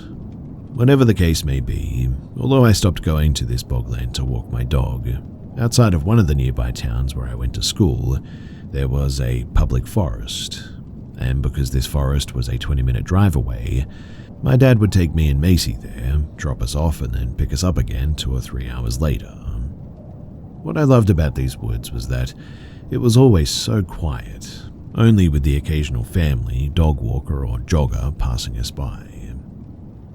Now, on one particular evening, I had gone back to these woods with Macy, where my dad would later pick us up after running some errands. Making our way along the trail, the evening had already started to become dimmer. Wanting to make my way back to the car park before it got too dark, I decided to take a bit of a shortcut through the forest via one of the many narrow side trails. Following down one of these side trails, me and Macy stumbled upon a small sort of teepee-shaped hut made from logs. Loving a good game of hide-and-seek, I would sometimes hide inside the teepee when Macy wasn't looking, where she would spend the next couple of minutes circling around the hut trying to find me, not realizing that she could just go inside. Whether I played this game with Macy that day or not, I cannot really remember, I'm not sure, but following down this exact same side trail, I turned to look behind me. Staring down the entryway, I then see a man walking 20 meters behind, having just taken this side trail. For some unknown reason, I had a strange instant feeling about this man, even though I had only just noticed him. I can't remember or even describe the way that this man was walking, but the way that he did so felt suspicious to me. Listening to my instincts, or perhaps just my paranoia, I suppose, I quickly latched my lead back onto Macy and hurriedly made my way down the trail. A few minutes later, although I had reached back onto the main trail, the evening had already turned much darker. So again, turning to see if the man was behind me, I could still see him around the curve, only 10 meters away from me now. I did try to tell myself that I was just being paranoid and that this man was most likely not following me or anything, but my gut instinct just still told me that something was off. Thinking ahead, I pull out my phone to call my dad, as to make sure that he was already in the parking space waiting for me, but there was no answer. Because there was no answer, I just assumed that he was probably still driving, and because he was still driving, I just hoped that my dad was nearly on his way. By the time that I made it back to the car park, it was basically pitch black now, and there was just one single car in the parking area, but it wasn't my dad's. Sitting down by a picnic bench to wait for him to come and get us, all I could do was hope that he would be coming soon and that this strange man from the woods was not following me after all. Only a minute or two later, I could hear the footsteps of this very same man approaching through the darkness. Anxiously anticipating him to pass by, I tried to distract myself on my phone, or at least make myself seem less approachable. Thankfully enough, the man just walks completely by me. Entering the car park, the man then gets into his vehicle, the only car in the car park, but he doesn't drive away. He just stays there, sat inside of his car with both the engine and the headlights turned on. 20 minutes must have gone by, but my dad still wasn't here, and yet this very same stranger was. Trying to call and text my dad to say that I was waiting for him, I was met with no answer. While I continued waiting, I tried to rationalize why this man hadn't decided to drive off yet. Whatever reasons I came up with, they were not very convincing for me, and for those whole 20 or however many more minutes it was, I sat outside those woods in complete darkness, hearing nothing but the hum of this stranger's engine among the silent night air. What made this situation even more anxiety-inducing, though, was that my dog Macy had been endlessly whining by my feet, scraping dirt away beneath the bench to make a surprisingly deep hole. Macy was in general a very nervous dog and basically whined at everything, but I don't know, something told me that she too felt as though something about this situation just wasn't right. Thankfully, after what felt like longer than 20 or so minutes, the strange man, already with his engine and headlights on, reverses from his parking spot, exits out of the car park and onto the main road, leaving me and Macy in peace. And although we are now alone, basically stranded outside of a dark forest, I couldn't help but feel a huge sigh of relief come over me. My dad did eventually come and get us, 10 minutes after the man had finally decided to drive off. And do you want to know what my dad's excuse was as to why he was so late? He forgot that he had to pick us up. Now, I don't know if that man really was following me through the forest, although it certainly seemed like it. And I also don't know why he just sat in the car for 20 minutes, seemingly just watching me. But if I had to learn anything from that experience, it would be that my dad can sometimes be just a careless douche. And 2, never hike through the forest alone late in the evening like I did.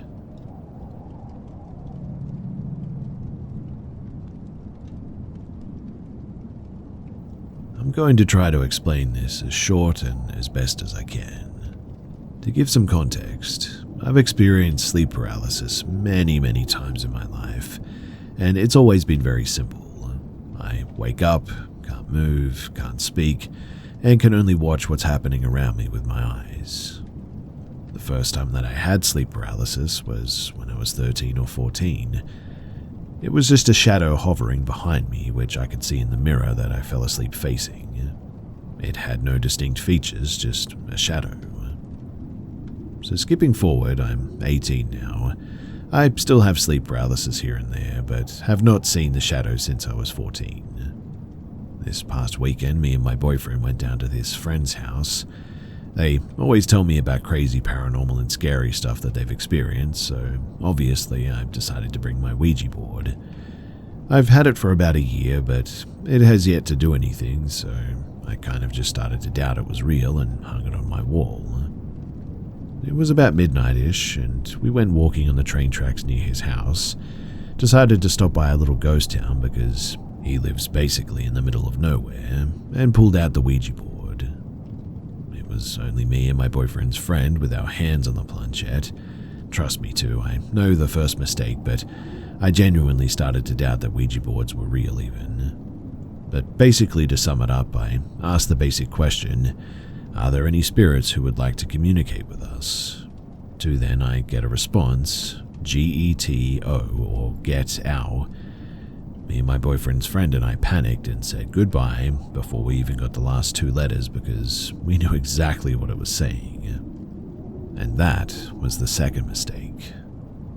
We practically ran back to his house and went on with our night, and I was still extremely skeptical and thought that maybe it was probably his friend, but there was not really any way that I could prove that. Well, the next night I'm at home completely alone. I'm laying in bed and praying and accidentally drifted off before I finished praying, which I then experienced sleep paralysis. And it is the shadow that I saw when I was 14. But this time it has eyes and it's closer. All I remember from it is that it was leaning over to get closer to my face and I was freaking out. Now, the part where I get confused is this wasn't normal sleep paralysis, I guess you could say. I was flailing around and begging for it to let me wake up. I woke up and just kind of said to myself, well, that was weird, and man, do I hate sleep paralysis, and eventually went back to sleep. About 45 minutes ago, I woke up from another one though, and it was this one that was truly horrifying. So I was praying before I fell asleep again, and again accidentally drifted off before I finished praying. I woke up and it was this thing again. It was in the same spot as last time, but this time it started trying to get near my ears, and I was literally pushing and kicking this thing away from me until it stopped, and it was trying to talk to me. It then told me that it was keeping me there forever. I'm assuming in whatever realm that I was in, whether it was a sleep realm or something evil or whatever, but I was crying and begging for it to let me wake up. I kept telling it that I had work in the morning and I couldn't stay there forever. I told it that if it let me wake up tonight, that it could come back tomorrow, and that was when I woke up. And this is where I need some help. Honestly, I'm seriously horrified by whatever this is. It doesn't feel like sleep paralysis anymore, and it felt real, and I was able to move. The only thing is that I don't know if I was moving in real life or just in my head, because I'm alone and obviously I was asleep, I guess you could say. I explained this to my boyfriend, and he told me that it could be night terrors, but he's really not sure either, because since this weekend, he has also been having vivid nightmares, which is a really weird coincidence, right? I really don't know if this is sleep paralysis, a night terror, a very realistic nightmare, or if it really is something evil. I'm just afraid because I told whatever it was that it could come back tomorrow night, and I'm really scared that it actually will, and I won't be able to wake up at all.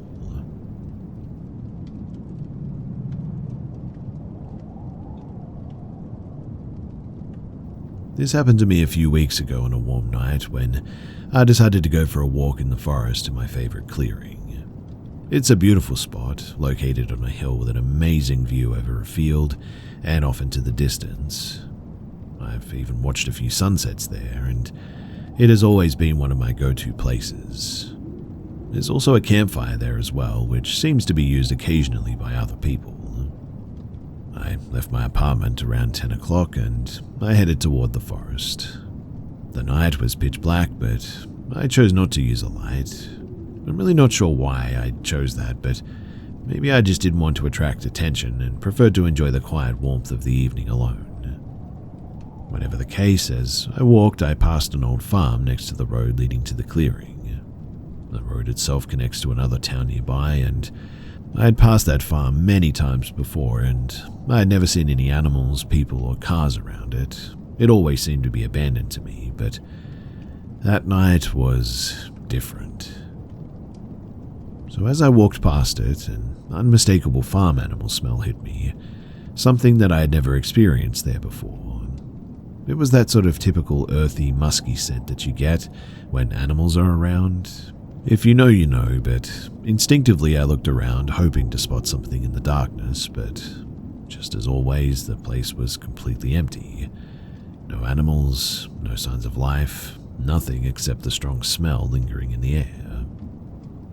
I found that a bit strange, but I shook it off and I continued walking. Soon I reached the clearing and I sat next to the campfire, ready to stargaze. That was my whole purpose for coming, and I wanted to lie under the sky and take in the stars a bit.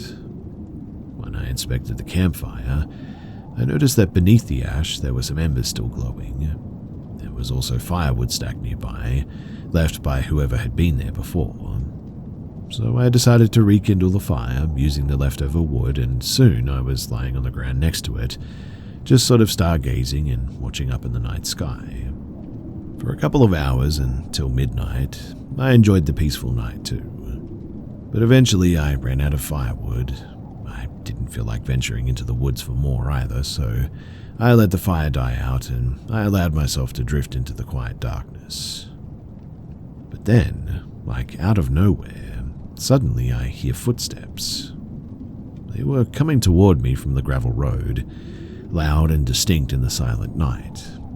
The fire had burned out completely and the moon was dim, leaving everything in near total darkness at this stage. I couldn't see them, and obviously they couldn't see me, but as I lay there on the ground, hidden by the darkness, I listened closely and tracked their movement by sound alone.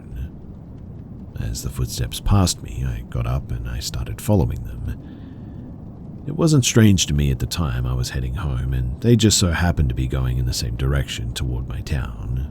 If anything, I felt a strange sense of advantage that they didn't know that I was there, but I knew about them. Their footsteps remained steady, crunching over the gravel, and I could hear my own footfalls joining theirs.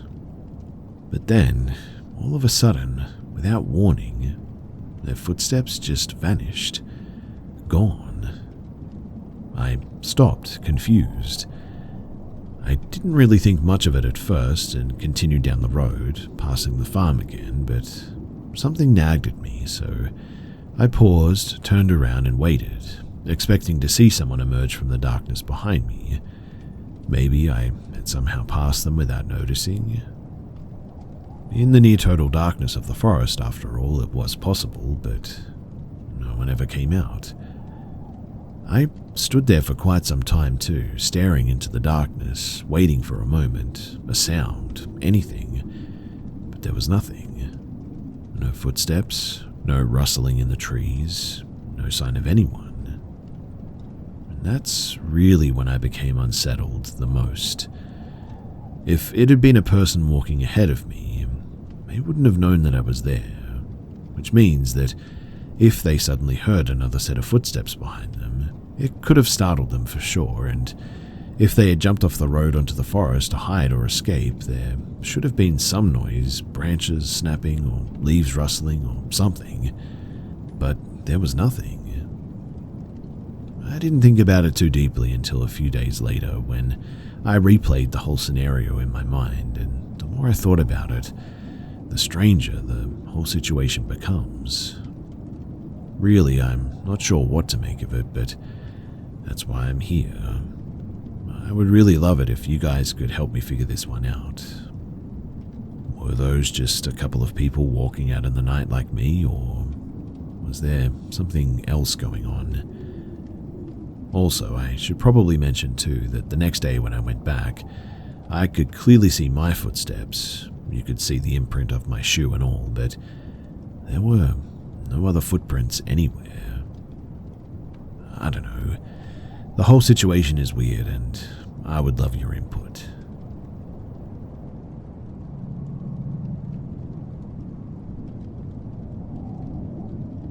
I'd like to start off by saying that this story isn't mine, but rather something that supposedly happened to a friend of mine, whom I have since lost contact with. I had known her for several years when she told me this story, and it was the only strange or paranormal tale that she ever told me. And so, as you can imagine, it's always had a bit of a ring of truth with me. Anyway, around 2004, she lived with her parents in a wooded area of Ontario, Canada. Their backyard, it had a handful of fruit trees, and a thick forest began where their backyard ended. And one night, her father was climbing the stairs to go to bed when he happened to look out the window towards the fruit trees. Apparently, a bluish-white light caught his eye, meandering amongst their fruit trees. It wasn't particularly bright, but not dim either. It supposedly drifted freely around 3 feet off the ground. Thinking that it was a prowler with a flashlight, he readied himself for a confrontation. But as he looked closer, he realized that this light wasn't coming from a flashlight. It was just a ball of light floating around the trees, as my friend described it. Her dad calls for the family to come and see. They joined him at the window, bewildered at what the ball of light was. Dad decided to go and get a closer look, but as soon as he opened the door, the light retreated to the thicker forest beyond their yard, weaving through the fruit trees as it moved without a sound. Creeped out, my friend and her mum went back upstairs to go to bed, trying to put it out of their minds.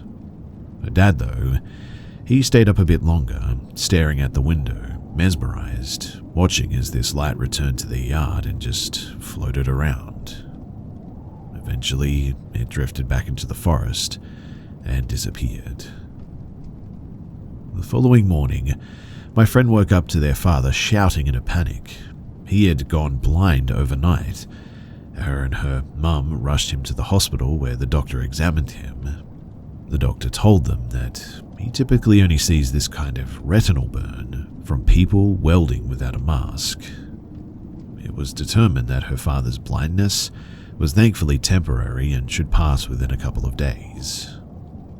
I should add too that her father was definitely not a welder, but rather worked in an office. As I said before, I have since lost contact with this friend, but as of our last conversation, the source of light, it was never determined.